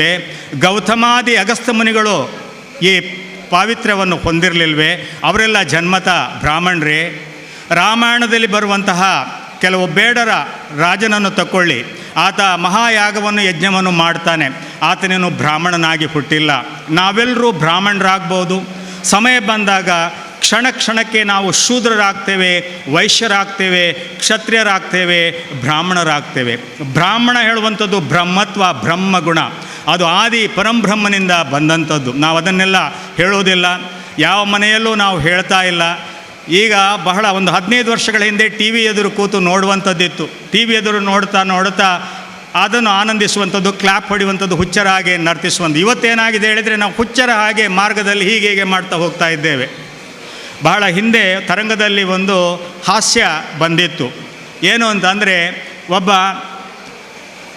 ಪೊಲೀಸ್ ಕನಿಸ್ಟೇಬಲ್ ಅಥವಾ ಆರಕ್ಷಕ ಒಬ್ಬನನ್ನು ತಗೊಂಡು ಪೊಲೀಸ್ ಸ್ಟೇಷನಿಗೆ ಹೋಗ್ತಾನೆ. ಅಲ್ಲಿಯ ಠಾಣಾಧಿಕಾರಿ ಎದುರು ನಿಲ್ಲಿಸ್ತಾನೆ. ಅವ್ರು ಕೇಳ್ತಾರೆ, ಏನು ಅಪರಾಧ ಮಾಡಿದ ಸರ್? ಇವನು ಅಸಭ್ಯವಾಗಿ ವರ್ತಿಸ್ತಾ ಮಾರ್ಗದಲ್ಲಿ ಹೀಗೆ ಮಾಡಿ ಹೋಗ್ತಾ ಇದ್ದ ಅಂತ. ಅದಕ್ಕೆ ಅವ್ರು ಹೇಳ್ತಾರೆ, ಇನ್ಸ್ಪೆಕ್ಟರ್ ಹೇಳ್ತಾರೆ, ಅಲ್ಲಪ್ಪ ಹೌದು ಹಾಗೆಲ್ಲ ನಿನಗೆ ಗೊತ್ತಿಲ್ಲ, ನೀನು ಹೊಸಬ. ಅವನ ಕಿವಿಯಲ್ಲಿ ಒಂದು ಪ್ಲಗ್ ಇದೆ ನೋಡು, ಒಂದು ಸಣ್ಣ ಬಟನ್ನಾಗೆ, ಅದು ಮೊಬೈಲ್ ಅವನ ಕಿಸೆಯಲ್ಲಿದೆ. ಅವನು ಯಾರಿಗೂ ಉತ್ತರ ಕೊಡ್ತಾ ಇದ್ದಾನೆ. ಅವನು ನರ್ತಿಸುವುದಲ್ಲ, ಅಪಹಾಸ್ಯ ಮಾಡೋದಲ್ಲ, ಹೆಣ್ಣನ್ನು ಕೆಣಕುವುದಲ್ಲ ಅಂತ. ಆ ಸ್ಥಿತಿಗೆ ನಾವಿತ್ತು ಬಂದು ನಿಂತಿದ್ದೇವೆ. ಇವತ್ತಿನ ದಿನಗಳಲ್ಲಿ ಅನ್ಯಥಾ ಅಪಾರ್ಥವನ್ನು ಭಾವಿಸ್ಕೊಳ್ಬೇಡಿ. ಇವತ್ತಿನ ದಿನಗಳಲ್ಲಿ ನಮ್ಮ ಮನೆಯಲ್ಲಿ, ನನ್ನ ಮಗಳು ಸೇರಿದಂತೆ, ನಿನ್ನೆ ಮನೆಯಲ್ಲಿ ಪೂಜೆ ಇತ್ತು, ಪುರೋಹಿತರು ಬಂದರು, ಬೆಳಗ್ಗೆ ಇತ್ತು, ರಾತ್ರಿ ಇತ್ತು. ಪುರೋಹಿತರು ಬಂದರು, ತೀರ್ಥ ತಗೊಳ್ಳುವಾಗ ಅಥವಾ ಪ್ರಾರಂಭದಲ್ಲಿ ಪೂಜೆಗೆ ಕುಳಿತುಕೊಳ್ಳುವಾಗ ಕುಟುಂಬ ಸಮೇತವಾಗಿ ಅವರೆಲ್ಲ ಮಂತ್ರ ಪಠಣ ಮಾಡಿಕೊಂಡು ಎಲ್ರಿಗೂ ಶ್ರೇಯೋಭಿವೃದ್ಧಿಸುವಂತಹ ಒಂದು ಸಂದರ್ಭ ಇದೆ. ಅಲ್ಲಿ ಹೇಳಿದರು, ನೋಡಮ್ಮ ನೀನು ಬಳೆ ಯಾಕೆ ಹಾಕಲಿಲ್ಲ ಅಂತ. ನಾನು ಮೊದಲೇ ಹೇಳಿದೆ, ಬಳೆ ಹಾಕಮ್ಮ, ಬಳೆ ಹಾಕ್ಕೊಂಡು ಕೂತ್ಕೊ ಅಂತ. ಇವಳು ಬಳೆ ಹಾಕಲಿಲ್ಲ, ಯಾವುದೇ ಹಾಕೋದಿಲ್ಲ, ಚಿನ್ನದಿಲ್ಲ, ಏನಿಲ್ಲ, ಕಿವಿಗಿಲ್ಲ, ಮೂಗಿಗಿಲ್ಲ, ಯಾವುದಿಲ್ಲ, ಹಾಗೆ ಇರ್ತಾಳೆ. ಆಮೇಲೆ ಹಣೆಗೆ ಕುಂಕುಮ ಇಟ್ಟುಕೊಂಡು ಬಾ ಅಂತ. ಕಷ್ಟದಲ್ಲಿ ಇಟ್ಟುಕೊಂಡು ಬಂದಳು. ಇವತ್ತು ನಮ್ಮ ಹೆಣ್ಮಕ್ಕಳು ತುಟಿಗಳಿಗೆ ಕೆಂಪು ಬಣ್ಣವನ್ನು ಬಳಿತಾರೆ, ಆದರೆ ಹಣಕ್ಕೆ, ಈ ತ್ರಿಕುಟಕ್ಕೆ ಒಂದು ಸಣ್ಣ ನಾವು ಬೊಟ್ಟು ಅಂತ ಏನು ಕರೀತೇವೆ ಅದನ್ನಿಡುವಂಥ ಅವಧಾನ ನಮ್ಮಲ್ಲಿಲ್ಲ. ಇದಕ್ಕೆ ಕಾರಣ ಯಾರು ಅಂತಂದರೆ ನಾವೇ ಹೆತ್ತವರು. ಸಂಸ್ಕಾರ ಅಂದರೆ ಏನು ಅಂತ ಗೊತ್ತಿಲ್ಲ. ಈಗ ನಾವೆಲ್ಲ ಮಾತಾಡ್ತೇವೆ ಪ್ರಕೃತಿ, ಸಂಸ್ಕೃತಿ, ವಿಕೃತಿ ಅಂತ. ಪ್ರಕೃತಿ ಅಂದರೆ ನಿಮಗೆಲ್ಲ ಗೊತ್ತಿದೆ, ನೇಚರ್. ಆಮೇಲೆ ವಿಕೃತಿ, ಸಂಸ್ಕೃತಿ ಅಂದರೆ ಏನು? ನೇಚರನ್ನು ಆರಾಧಿಸುವಂಥದ್ದು. ಯಾರಾದರೂ ಒಬ್ಬ ಕೂತ್ಕೊ ಅಂತ ಹೇಳಿದಾಗ ಎದ್ದು ನಿಂತು ಸರಿ ಕೂತ್ಕೊಳ್ಳುವಂಥದ್ದು, ಅದು ಸಂಸ್ಕೃತಿ. ವಿಕೃತಿ ಅಂದರೆ ಏನು? ಒಬ್ಬ ಕೂತ್ಕೊಳ್ತಾನೆ ಹೇಳುವಾಗ ಚಾರನ್ನು ಎಳೆಯುವಂಥದ್ದು. ಕಬ್ಬನ್ನು ತಿನ್ನುವಂಥದ್ದು, ಆನಂದಿಸುವಂಥದ್ದು ಪ್ರಕೃತಿ, ಅದು ಸಂಸ್ಕೃತಿ. ಅದೇ ಕಬ್ಬಿನ ರಸದಿಂದ ಏನು ಈ ಮದ್ಯಸಾರವನ್ನು ತಯಾರಿಸಿ, ಅದು ಸಾರಾಯಿಯೋ, ಅದು ವಿಸ್ಕಿಯೋ, ಯಾವುದೇ IMFL ಇರ್ಬೋದು, ಇಂಡಿಯನ್ ಮೇಡ್ ಫಾರಿನ್ ಲಿಕ್ಕರ್ ಇರ್ಬೋದು, ಅದನ್ನು ಸ್ವೀಕರಿಸುವುದು ಅದು ವಿಕೃತಿ. ಹೀಗೆ ಮಾತಾಡ್ತಾ ಹೋದರೆ ಬಹಳಷ್ಟು ಇದೆ. ಸರಿ, ಈಗ ನಾನು ಧರ್ಮದ ಬಗ್ಗೆ ಒಂದೆರಡು ವಿಚಾರಗಳನ್ನು ಹೇಳಿ ವಿರಮಿಸಲಿಕ್ಕಿದ್ದೇನೆ. ಧರ್ಮ ಅಂದರೆ ಏನು? ಈಗ ಕಾಕ ಅನ್ನೋದು ಕಾಗೆಯ ಧರ್ಮ, ಕಲಿಸಿದಂತೆ ಅದು ಉಚ್ಚಾರಿಸುವಂಥದ್ದು ಮೈನದ ಧರ್ಮ, ಗಿಳಿಯ ಧರ್ಮ. ಬಾಯಾರಿದಾಗ ನೀರು ಕುಡಿಯುವಂಥದ್ದು ಧರ್ಮ, ಬಾಯಾರಿದ ಆತನಿಗೆ ಬಿಯರ್ ತಗೊಂಡೋಗಿ ಬಾಯಿಗೆ ಕೊಯ್ಯುವಂಥದ್ದು ಧರ್ಮವಲ್ಲ, ಅಧರ್ಮ. ನಾವು ಮುಖ್ಯವಾಗಿ ಅರ್ಥೈಸ್ಕೊಳ್ಬೇಕಾದದ್ದು ಏನು ಅಂತ ಹೇಳಿದರೆ ಧರ್ಮ ಮತ್ತು ಮತ ಏನು ಅಂತ. ನಾನು ಕಂಡಾಗೆ ಸನಾತನ ಧರ್ಮ ಮಾತ್ರ ಒಂದೇ ಧರ್ಮ, ಮಿಕ್ಕಿದ್ದೆಲ್ಲ ಮತಗಳು. ಅದು ಜೊರಾಸ್ಟ್ರಿಯನ್ ಇರಬಹುದು, ಅಥವಾ ಯಹೂದಿಗಳ ಮತ ಇರಬಹುದು, ಲಿಂಗಾಯತ ಮತ ಇರಬಹುದು, ಬೌದ್ಧ ಮತ ಇರಬಹುದು, ಜೈನ ಮತ ಇರಬಹುದು, ಇವುಗಳೆಲ್ಲ ಮತ. ಆದರೆ ಇವುಗಳ ಧರ್ಮ ಒಂದೇ. ಅದೇನು ಅಂತಂದರೆ ಅಹಿಂಸೆ, ಅತಿಹಿಂಸೆ ಅಲ್ಲ. ಇವತ್ತು ನಾವು ಕಾಣುತ್ತಿರುವಂಥದ್ದು ಏನು? ನೀವೆಲ್ಲ ನೋಡ್ತಿರ್ಬೋದು ಈ ದೂರದರ್ಶನದ ಮೂಲಕ. ಇವತ್ತು ಆಗುತ್ತಿರುವಂಥದ್ದು ಏನು? ಇಸ್ರೇಲ್ನಲ್ಲಿ ಅಲ್ಲಿ ಹಮಾಸ್ನ ನಡುವೆ ಆಗುತ್ತಿರುವಂಥದ್ದು ಏನು? ಒಂದು ವ್ಯಕ್ತಿ ಜೀವಂತ ಇರುವಾಗ ಅವನ ಹೃದಯಕ್ಕೆ ಚೂರಿ ಹಾಕಿ ಅವನ ಹೃದಯವನ್ನು ತೆಗೆದು ಕೈಯಲ್ಲಿ ಹಿಡಿಯುವಂಥ ನರ್ತಿಸುವಂಥದ್ದು ಯಾವ ಧರ್ಮ ಅಥವಾ ಯಾವ ಮತ ಅದನ್ನು ಬೋಧಿಸ್ತದೆ? ಇಸ್ಲಾಂ ಧರ್ಮ. ಇಸ್ಲಾಂ ಅಂದರೆ ಏನು? ಪೈಗಂಬರು ಬೋಧಿಸಿದಾಗ ಇಸ್ಲಾಂ ಅಂದರೆ ಶಾಂತಿ. ಅದಕ್ಕೆ ಅವರು ಹೇಳ್ತಾರೆ, ಯಾರಾದರೂ ಸಿಕ್ಕಿದಾಗ ಅಸ್ಲಾಂ ವಾಲಿಖುಮ್ ಅಂತಂದರೆ ವಾಲಿಖುಮ್ ಸಲಾಂ ಅಂತ ಹೇಳ್ತಾನೆ. ಅದರ ಅರ್ಥ ಏನು ಅಂತಂದರೆ ನಿನಗೆ ನಾನು ಶಾಂತಿಯನ್ನು ಬಯಸ್ತೇನೆ. ಸರಿಯಾಗಿ ಪ್ರತ್ಯುತ್ತರವಾಗಿ ಇವನು ಹೇಳ್ತಾನೆ ನಿನಗೂ ಶಾಂತಿ ದೊರಕಲಿ ಅಂತ. ಆದ್ದರಿಂದ ಧರ್ಮ ಯಾರಾದರೂ ಅನುಸರಿಸಿದರೆ ಅದಕ್ಕೆ ಯಾವುದು ಅಭ್ಯಂತರವಿಲ್ಲ. ಹಿರಿಯರನ್ನು, ತಂದೆ ತಾಯಿಯನ್ನು ಗೌರವಿಸುವಂಥದ್ದು ಧರ್ಮ. ತಂದೆ ತಾಯಿ ಮುದುಕರಾದ ಕೂಡಲೇ ಮದುವೆ ಆಗಿ ಬರುವಾಗ ಅವರ ಅಪ್ಪಮ್ಮಂದಿರೇ ಬರ್ತಾರೆ. ವರ ಅನ್ವೇಷಣೆ, ವಧು ಅನ್ವೇಷಣೆಗೆ ಬಂದಾಗ ಏನು ಕೇಳ್ತಾರೆ ಅಂದರೆ ಮನೆಯಲ್ಲಿ ರಾಹುಕೇತು ಕಾಟವಿದೆ ಅಂತ ಕೇಳ್ತಾರೆ. ಆ ರಾಹು ಯಾವುದು, ಕೇತು ಯಾವುದು? ರಾಹು ಅಂದರೆ ಅತ್ತೆ ಮಾವ. ಅಥವಾ ಇನ್ನಿಷ್ಟು ಹೋಗಿ ಆಂಗ್ಲ ಭಾಷೆಯಲ್ಲಿ ಹೇಳಿದ್ರೆ do have any old furniture at home ಅಂತ ಕೇಳ್ತಾರೆ. ಮನೆಯಲ್ಲಿ ಏನಾದರೂ ನಿಷ್ಪ್ರಯೋಜಕವಾದಂತಹ ಪೀಠೋಪಕರಣಗಳಿವೆ ಅಂತ, ಅದು ಅತ್ತೆ ಮಾವ. ಆದ್ದರಿಂದ ಅತ್ತೆ ಮಾವನನ್ನು ಅಥವಾ ತಂದೆ ತಾಯಿಯನ್ನು ತಗೊಂಡು ಹೋಗಿ ಆಶ್ರಮಕ್ಕೆ ಹಾಕುವಂಥದ್ದು ಧರ್ಮವಲ್ಲ, ಅಧರ್ಮ. ನೀನೇನು ತಿಳಿ ಕುಡಿತಾ ಇದೆಯಾ, ಗಂಜಿ ಕುಡಿತಾ ಇದೆಯಾ, ರಾಗಿ ಅಂಬಲಿ ತಿಂತಾ ಇದೆಯಾ, ಅದನ್ನೇ ತಿನ್ನಿಸಿ, ಅದರಲ್ಲಿ ಏನು ಸಮಸ್ಯೆ ಇಲ್ಲ. ನಿನ್ನ ಧರ್ಮ ಏನು ಅಂತಂದರೆ ನಿನ್ನನ್ನು ಆ ತಾಯಿ 9 ತಿಂಗಳು 9 ದಿವಸ 9 ಗಂಟೆ ಹೆತ್ತು ಸಾಕಿ ಸಲಹಿದ್ದಾಳೆ, ನಿನಗೊಂದು ರೂಪವನ್ನು ಕೊಟ್ಟಿದ್ದಾಳೆ, ನಿನಗೊಂದು ಜೀವನವನ್ನು ಕೊಟ್ಟಿದ್ದಾಳೆ, ನಿನಗೊಂದು ಬದುಕನ್ನು ಕೊಟ್ಟಿದ್ದಾನೆ ಅಂತ. ಅದೇ ರೀತಿಯಲ್ಲಿ ತಂದೆ ಕೂಡ ಸಮಾನವಾದಂತಹ ಸ್ಥಿತಿಯನ್ನು ಹೊಂದಿದವನಂತ. ಆದ್ದರಿಂದ ನಾವು ಏನಾಗಬೇಕು ಅಂತಂದರೆ ನಾವು ಧರ್ಮವನ್ನು ಪಾಲಿಸಬೇಕು. ನಾವೆಲ್ಲರೂ ಸ್ವಧರ್ಮೀಯರಾಗಿರಬೇಕು. ಸ್ವಧರ್ಮೀಯರಂತಂದರೆ ಜಾತಿ ಬಗ್ಗೆ ನಾನು ಹೇಳ್ತಾ ಇಲ್ಲ, ಮತದ ಬಗ್ಗೆ ಹೇಳ್ತಾ ಇಲ್ಲ. ಇಲ್ಲಿ ಹುಟ್ಟುವಾಗ ಯಾವುದೇ ಜಾತಿ ಇಲ್ಲ. ಹುಟ್ಟುವಾಗ ಬಂದು ನಮ್ಮನ್ನು ಯಾರು ನೋಡಿ ಹುಟ್ಟಿದ್ಯಾ ಅಂತ ಹೇಳುವವರಿಲ್ಲ. ಹೋಗುವಾಗ, ಮೇಲಕ್ಕೆ ಹೋಗುವಾಗ, ವೈಕುಂಠಕ್ಕೆ ಹೋಗುವಾಗ ಓ ನೀನು ಹೋಗುತ್ತೀಯಾ ಅಂತ ಹೇಳುವವರಿಲ್ಲ. ಬದಲಾಗಿ ಬದುಕಿನ 2-3 ದಿನಗಳಲ್ಲಿ ನಾವು ಜೀವಿತದಲ್ಲಿರುವಾಗ ಬಂದು ಕೇಳ್ತಾರೆ ಹೇಗಿದ್ದೀರಿ, ಹೇಗಿದ್ದೀಯಾ, ಹೇಗೆ ಅಂತ. ಆಮೇಲೆ ನಮ್ಮಲ್ಲೆಲ್ಲ ಇತ್ತೀಚಿನ ದಿನಗಳಲ್ಲಿ ಕಂಡುಬರುವಂಥ ಒಂದು ಬಹಳ ಘೋರ ಬಹಳ ಘನವಾದ ಒಂದು ವಿಚಾರ ಏನು ಅಂತಂದರೆ ಫಾಲ್ಸ್ ಇಗೋ. ಅದನ್ನು ನಾನು ಕನ್ನಡದಲ್ಲಿ ಹೇಳೋದಾದರೆ ದುರಹಂಕಾರ.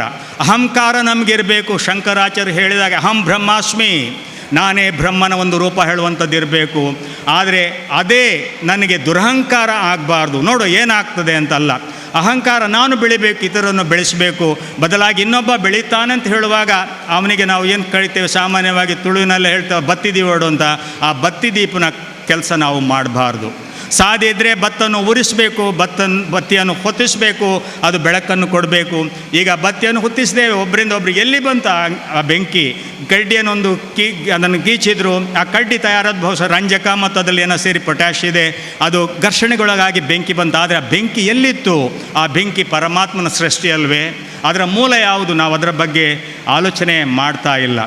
ಆದ್ದರಿಂದ ನಾನು ಕೊನೆಯದಾಗಿ ಹೆಚ್ಚು ಮಾತಾಡಲಿಕ್ಕೆ ಹೋಗೋದಿಲ್ಲ. ಇನ್ನು ಇಲ್ಲಿ ಬಹಳಷ್ಟು ವ್ಯಕ್ತಿಗಳು ತಮ್ಮ ಜ್ಞಾನವನ್ನು ಹಂಚಿಕೊಳ್ಳಲಿದ್ದಾರೆ. ನನ್ನ ಒಂದು ಕಳಕಳಿಯ ವಿನಂತಿ ಏನು ಅಂತಂದರೆ, ಮನೆಯಲ್ಲಿ ಕೂತು ಸುಮ್ಮನೆ ಕೂತ್ಕೊಳ್ಳಿ. ನೀವು SLC ಕಲ್ತಿರ್ಬೋದು, PUC ಕಲ್ತಿರ್ಬೋದು, ಡಿಗ್ರಿ ಆಗಿರ್ಬೋದು, ಸ್ನಾತಕೋತ್ತರ ಪದವಿ ಪಡೆದಿರ್ಬೋದು, ಅಥವಾ ನಿಮಗೆ ಸ್ನಾತಕೋತ್ತರ ಅದರಲ್ಲಿ ಸಂಶೋಧನಾ ಪ್ರಬಂಧ ಮಂಡಿಸಿರ್ಬೋದು.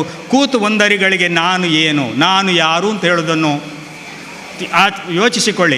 3 ಪ್ರಶ್ನೆಯನ್ನು ನಾವು ಯಾವಾಗಲೂ ಕೇಳಬೇಕು. ನಾನು ಯಾರು, ನಾನು ಯಾರು, ಪುನಃ ಕೇಳಬೇಕು. ಆಗ ನೀವು ಮನೆಯಲ್ಲಿ ಹೋಗಿ ಕೂತ್ಕೊಂಡು ನಾನು ಯಾರು ಅಂತ ಕೇಳುವಾಗ ಅಪ್ಪ ಅಮ್ಮ ಬಂದು ಏನಾದರೂ ಜರ್ದ ಹಾಕಿದ್ರೆ ಒಂದು ಕಪಾಲಕ್ಕೆ ಬಿಗಿಬೋದು. ಹುಚ್ಚ, ನಿನಗೆ ಗೊತ್ತಿಲ್ಲೋ ನೀನು ಸಂಕಪ್ಪನ ಮಗ ಅಂತ. ಅದೆಲ್ಲ ನಾನು ಹೇಳ್ತಿರುವಂಥ ನಾನು ಯಾರು ಅಂತ. ಅದು ಇಂಟ್ರೋಸ್ಪೆಕ್ಷನ್ ಅಂತ ಕರಿತೀವಿ ನಾವು ಇಂಗ್ಲೀಷಲ್ಲಿ ಹೇಳೋದಾದರೆ.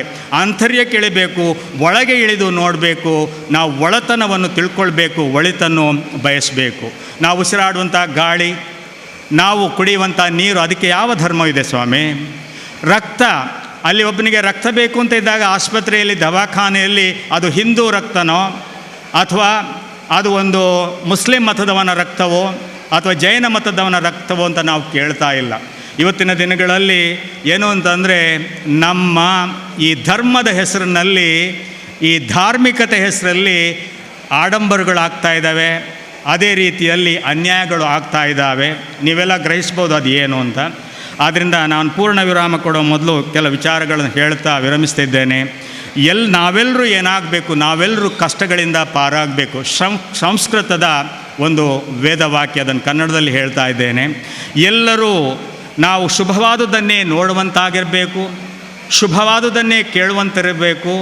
ಬಹುತೇಕ ಸಂದರ್ಭಗಳಲ್ಲಿ ನಾವು ಕಿವಿದ್ದು ಕಿವಿಡರಾಗಿದ್ದೇವೆ, ಕಣ್ಣಿದ್ದು ಕುರುಡರಾಗಿದ್ದೇವೆ, ಬಾಯಿದ್ದು ಮೂಕರಾಗಿದ್ದೇವೆ, ಸುಮ್ಮನೆ ಇರ್ತೇವೆ ನಾವು. ಆಮೇಲೆ ಎಲ್ಲರೂ ಎಲ್ಲೆಡೆಗಳಲ್ಲಿ ಇರುವಂಥ ಆನಂದವನ್ನು ನಾವು ಆನಂದಿಸಬೇಕು. ಅದೇ ಸತ್ ಚಿತ್ ಆನಂದ. ಅದನ್ನು ಹೇಳುವಾಗ ಸತ್ಯಜಾನಂದ ಅಂತ ನಾವು ಹೇಳ್ತೇವೆ. ಈಗ ಕೊನೆಯದಾಗಿ ಒಂದು ವೇದದಲ್ಲಿನ ಒಂದು ಸಣ್ಣ ಒಂದು ಶ್ರುತಿಯನ್ನು ಹೇಳಲಿಕ್ಕೆ ಇಚ್ಛೆ ಪಡ್ತೇನೆ. ಅದೇನು ಅಂತ ನೀವು ಕೇಳಿರ್ಬೋದು. ಪೂರ್ಣಮದಂ ಪೂರ್ಣಮಿದಂ ಪೂರ್ಣಾತಿ ಪೂರ್ಣಮುದಚ್ಯತೆ ಪೂರ್ಣಸ್ಯ ಪೂರ್ಣಮಾದಾಯ ಪೂರ್ಣಮೇವ ಶಿಷ್ಯತೆ. ಇದರ ಅರ್ಥ ಏನು? ಅಥವಾ ನೀವೆಲ್ಲ ಗಾಯತ್ರಿ ಮಂತ್ರವನ್ನು ಹೇಳಿರ್ಬೋದು. ಓಂ ಭೂರ್ಭುವಸ್ವ ತತ್ಸವಿತುರ್ವರೇಣ್ಯಂ ಭರ್ಗೋ ದೇವಸ್ಯ ಧೀಮಹಿ ಧಿಯೋ ಯೋನಃ ಪ್ರಚೋದಯತ್. ಅಲ್ಲಿ ನೀವು ಹೇಳುವಾಗ ಧಿಯೋ ಯೋನ ಪ್ರಚೋದಯತ್ ಹೇಳಿ ಮುಗೀತು, ನನಗೆ ಪ್ರಚೋದನೆಯನ್ನು ಕೊಡಬೇಡ ಬುದ್ಧಿಗೆ ಅಂತ. ಆದ್ದರಿಂದ ಇಲ್ಲಿ ನಾನು ಹೇಳಿದ ಪೂರ್ಣಮದ ಪೂರ್ಣಮಿದಮ್ನ ಅರ್ಥ ಹೇಳ್ತಾ ಇದ್ದೇನೆ. ಅದೇನು ಅಂತಂದರೆ, ಅದು ಅಂದರೆ ಯಾವುದು? ಪರಂಬ್ರಹ್ಮ, ಅವ್ಯಕ್ತವಾದುದು. ವ್ಯಕ್ತವಾದದ್ದು ಅಂದರೆ ನಾನು ಮಾತಾಡ್ತಿದ್ದೇನೆ, ಇದು ಅವ್ಯಕ್ತವಾದದ್ದು ಒಂದು ಇದೆ, ಅದೇ ಪರಂಬ್ರಹ್ಮ, ಅದು ಪೂರ್ಣ. ಅದೇ ರೀತಿ ಇದು ಅಂದರೆ ನಾನು, ನೀವು. ವ್ಯಕ್ತವಾದದ್ದು, ಅವ್ಯಕ್ತವಾದದ್ದು ಮತ್ತು ವ್ಯಕ್ತವಾದದ್ದು ಎರಡು ಕೂಡ ಪೂರ್ಣವೇ. ಆಮೇಲೆ ವ್ಯಕ್ತವಾದ ಈ ಜಗತ್ತು ಕೂಡ ಪೂರ್ಣ. ಆಮೇಲೆ ಪೂರ್ಣವಾದ ಪರಂಬ್ರಹ್ಮನೇ ಪೂರ್ಣ ಜಗತ್ತು. ಆಮೇಲೆ ಈ ಪೂರ್ಣ ಜಗತ್ತಿನಲ್ಲಿ ಪರಂಬ್ರಹ್ಮನ ಪ್ರತಿಯೊಂದು ಕಿರಣಗಳು ಹೊರಹೊಮ್ಮುತ್ತವೆ. ಅವ್ಯಕ್ತ ಪರಂಬ್ರಹ್ಮ ಪೂರ್ಣದಿಂದ ವ್ಯಕ್ತನಾಗಿ ಜಗತ್ತಿನ ಪೂರ್ಣವನ್ನು ಎಲ್ಲರ ಮೇಲೂ ಆತ ಅನುಗ್ರಹಿಸಲಿ. ಇದೇ ಪರಂಬ್ರಹ್ಮನ ಅನುಗ್ರಹ ಅಂತ ಹೇಳಿಕೊಂಡು ಕಾಲಾವಶ್ಯಕ್ಕಾಗಿ ವಂದಿಸುತ್ತಾ, ಕಳೆದ 76 ವರ್ಷಗಳಿಂದ ನಿರಂತರವಾಗಿ ಶಾರದೋತ್ಸವವನ್ನು ಮಾಡಿಕೊಂಡು ಬರುತ್ತಿರುವಂತಹ ಈ ಶಾರದಾ ಉತ್ಸವದ ಸಮಿತಿ ಎಲ್ಲರಿಗೂ ನಾನು ವಂದನೆಗಳನ್ನು ಸಲ್ಲಿಸ್ತಾ ಇದ್ದೇನೆ, ಅಭಿವಂದನೆಗಳನ್ನು ಸಲ್ಲಿಸ್ತಾ ಇದ್ದೇನೆ. ಅದೇ ರೀತಿ ಜೀವನ್ ಕುಮಾರ್ ಸನ್ಮಿತ್ರರಾದ ಜಗತ್ ಫ್ರೆಂಡ್ ಸರ್ಕಲ್ನ ಅವರು ಗೌರವಿಸಲ್ಪಟ್ಟಿದ್ದ ಅವರಿಗೂ ಅಭಿವಂದನೆಗಳು ವೈಯಕ್ತಿಕ ನೆಲೆಯಲ್ಲಿ. ಅದೇ ರೀತಿಯಲ್ಲಿ ಈಗ ನಾನು ಸುಮಾರು 1973-74 ಅವಧಿಯಲ್ಲಿ ಹೈಸ್ಕೂಲ್ PUC ಹೋಗೋ ಸಂದರ್ಭದಲ್ಲಿ ಇಲ್ಲಿ ಬಂದು ಈ ಶಾರದಾ ಉತ್ಸವ ನೋಡಿ ಹೋಗ್ತಾ ಇದ್ದೆ. ಒಂದು ಸಮಯದಲ್ಲಿ ಸುಮಾರು 3 ಗಂಟೆವರೆಗೆ ಸಮುದ್ರ ಪಟ್ಟಣಕ್ಕೆ ಹೋಗಿ ಅಲ್ಲಿ ನಿಂತು ನೋಡಿದ್ದೆ. ಅದು ಬೇರೆ ಬಾತು, ಮನೆಯಲ್ಲಿ ಹೋಗಿ ಬಾಸುಂಡೆಗಳನ್ನು ಪಡಿಬೇಕಾಗಿತ್ತು, ಎಲ್ಲಿ ಹೋಗಿದ್ಯಾ ಅಂತ. ಆದರೆ ಇವತ್ತು ಹಾಗೆಲ್ಲ ಎಲ್ಲ ಬೇಕಾದಂತಹ ಈ ಶ್ರಾವ್ಯ ದೃಶ್ಯ ಮೂಲಗಳ ಮೂಲಕ ಜಲಸ್ತಂಭನದವರೆಗೆ ನಮಗೆ ನಿರೂಪಣೆಯನ್ನು ಬರ್ತಾ ಇದೆ. ಆದ್ದರಿಂದ ಮಗದೊಮ್ಮೆ ಎಲ್ಲರಿಗೂ ವಂದಿಸ್ತಾ ಅವಕಾಶಕ್ಕಾಗಿ ಮಗದೊಮ್ಮೆ ತಲೆಬಾಗಿಸ್ತಾ ವಿರಮಿಸ್ತಿದ್ದೇನೆ. ನಮಸ್ಕಾರ.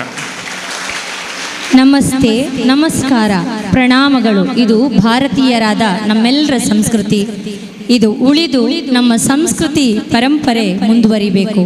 ನಮ್ಮ ಆಚರಣೆ ವಿಚಾರಗಳ ಪ್ರಾಮುಖ್ಯತೆ ನಾವೆಲ್ಲ ಮರೆತಂತಹ ಕ್ಷಣ. ಇಲ್ಲಿ ಇವತ್ತು ಕೇಳಿದ ಅತಿಥಿಗಳ ಮಾತುಗಳನ್ನು ಮರೆಯುವುದಲ್ಲ, ಸಂಸ್ಕಾರ ಸಂಸ್ಕೃತಿಯನ್ನು ಉಳಿಸುವಂಥವರಾಗೋಣ ಎನ್ನುತ್ತಾ ಪ್ರೊಫೆಸರ್ ರಾಧಾಕೃಷ್ಣ ಕೆ ಉಳ್ಳಾಲ್ಬೈಲ್ ಇವರಿಗೆ ವಂದನೆಗಳು. ಮುಂದೆ ಪ್ರೊಫೆಸರ್ ಗಂಗಾಧರ್ ಭಟ್, ಮಂಗಳೂರು. ವೇದಿಕೆಯ ಮೇಲಿರುವ ಎಲ್ಲ ಗಣ್ಯರೇ, ವೇದಿಕೆಯ ಮುಂಭಾಗದಲ್ಲಿರುವ ಎಲ್ಲ ಸಭಿಕರೇ ಮತ್ತು ನನ್ನ ಸ್ನೇಹಿತರೇ, ಬಹುಶಃ ನಾನು ಇವತ್ತು ಇದರ ಬಗ್ಗೆ ಮಾತಾಡ್ತಾ ಇಲ್ಲ. ಶಾರದೋತ್ಸವ ಸಮಿತಿಯ ಪದಾಧಿಕಾರಿಗಳೆಲ್ಲರಿಗೂ ವಂದಿಸುತ್ತಾ, ನವೀನ್ ನಾಯಕ್ ಹೇಳಿದರು ನನ್ನ ಹತ್ರ, ಭಾರತೀಯ ಬಾಹ್ಯಾಕಾಶ ಸಂಸ್ಥೆಯವರು ಇತ್ತೀಚೆಗೆ ಚಂದ್ರಯಾನ ಮಾಡಿದರು. ಹಾಗೆ ಭಾರತೀಯ ಬಾಹ್ಯಾಕಾಶ ಸಂಸ್ಥೆಯವರು ಸಾಕಷ್ಟು ಉಪಗ್ರಹಗಳನ್ನು ಇವತ್ತು ಅಂತರಿಕ್ಷಕ್ಕೆ ಹಾರಿಬಿಟ್ಟಿದ್ದಾರೆ.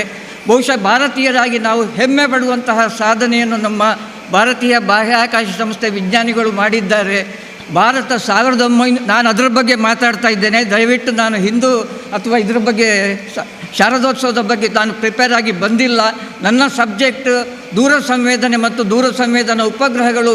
ಇವತ್ತು ನಾವು ಇಡೀ ಭಾರತೀಯರು ಹೆಮ್ಮೆ ಪಡುವಂಥ ಶಾರದೋತ್ಸವ ಸಮಿತಿಯ ಮುಂದೆ ನಾನು ಭಾರತೀಯ ಬಾಹ್ಯಾಕಾಶ ಸಂಸ್ಥೆಯವರು ಮಾಡಿದ ಸಾಧನೆಯ ಬಗ್ಗೆ ಸ್ವಲ್ಪ ಹೇಳಲಿಕ್ಕೆ ಇಲ್ಲಿ ಇಷ್ಟಪಡ್ತಾ ಇದ್ದೇನೆ. ನಾವು ಚಂದ್ರಯಾನ ಮಾಡಿದೆವು. ಚಂದ್ರಯಾನ 3 ಯಶಸ್ವಿಯಾಗಿ ಉಡಾಯಿಸಿದೆವು.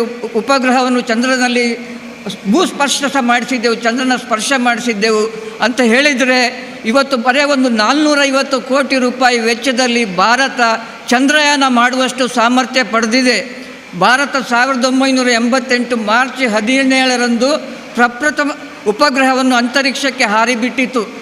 ಭಾರತೀಯರಾಗಿ ನಾವು ಯಾಕೆ 1 ಕೋಟಿಯೆಲ್ಲ ಖರ್ಚು ಮಾಡಬೇಕು ಉಪಗ್ರಹ ತಂತ್ರಜ್ಞಾನಕ್ಕೆ ಅಂತ ಹೇಳಿ ಬಹುಶಃ ನಿಮಗೆಲ್ಲ ಗೊತ್ತಿರಬಹುದು.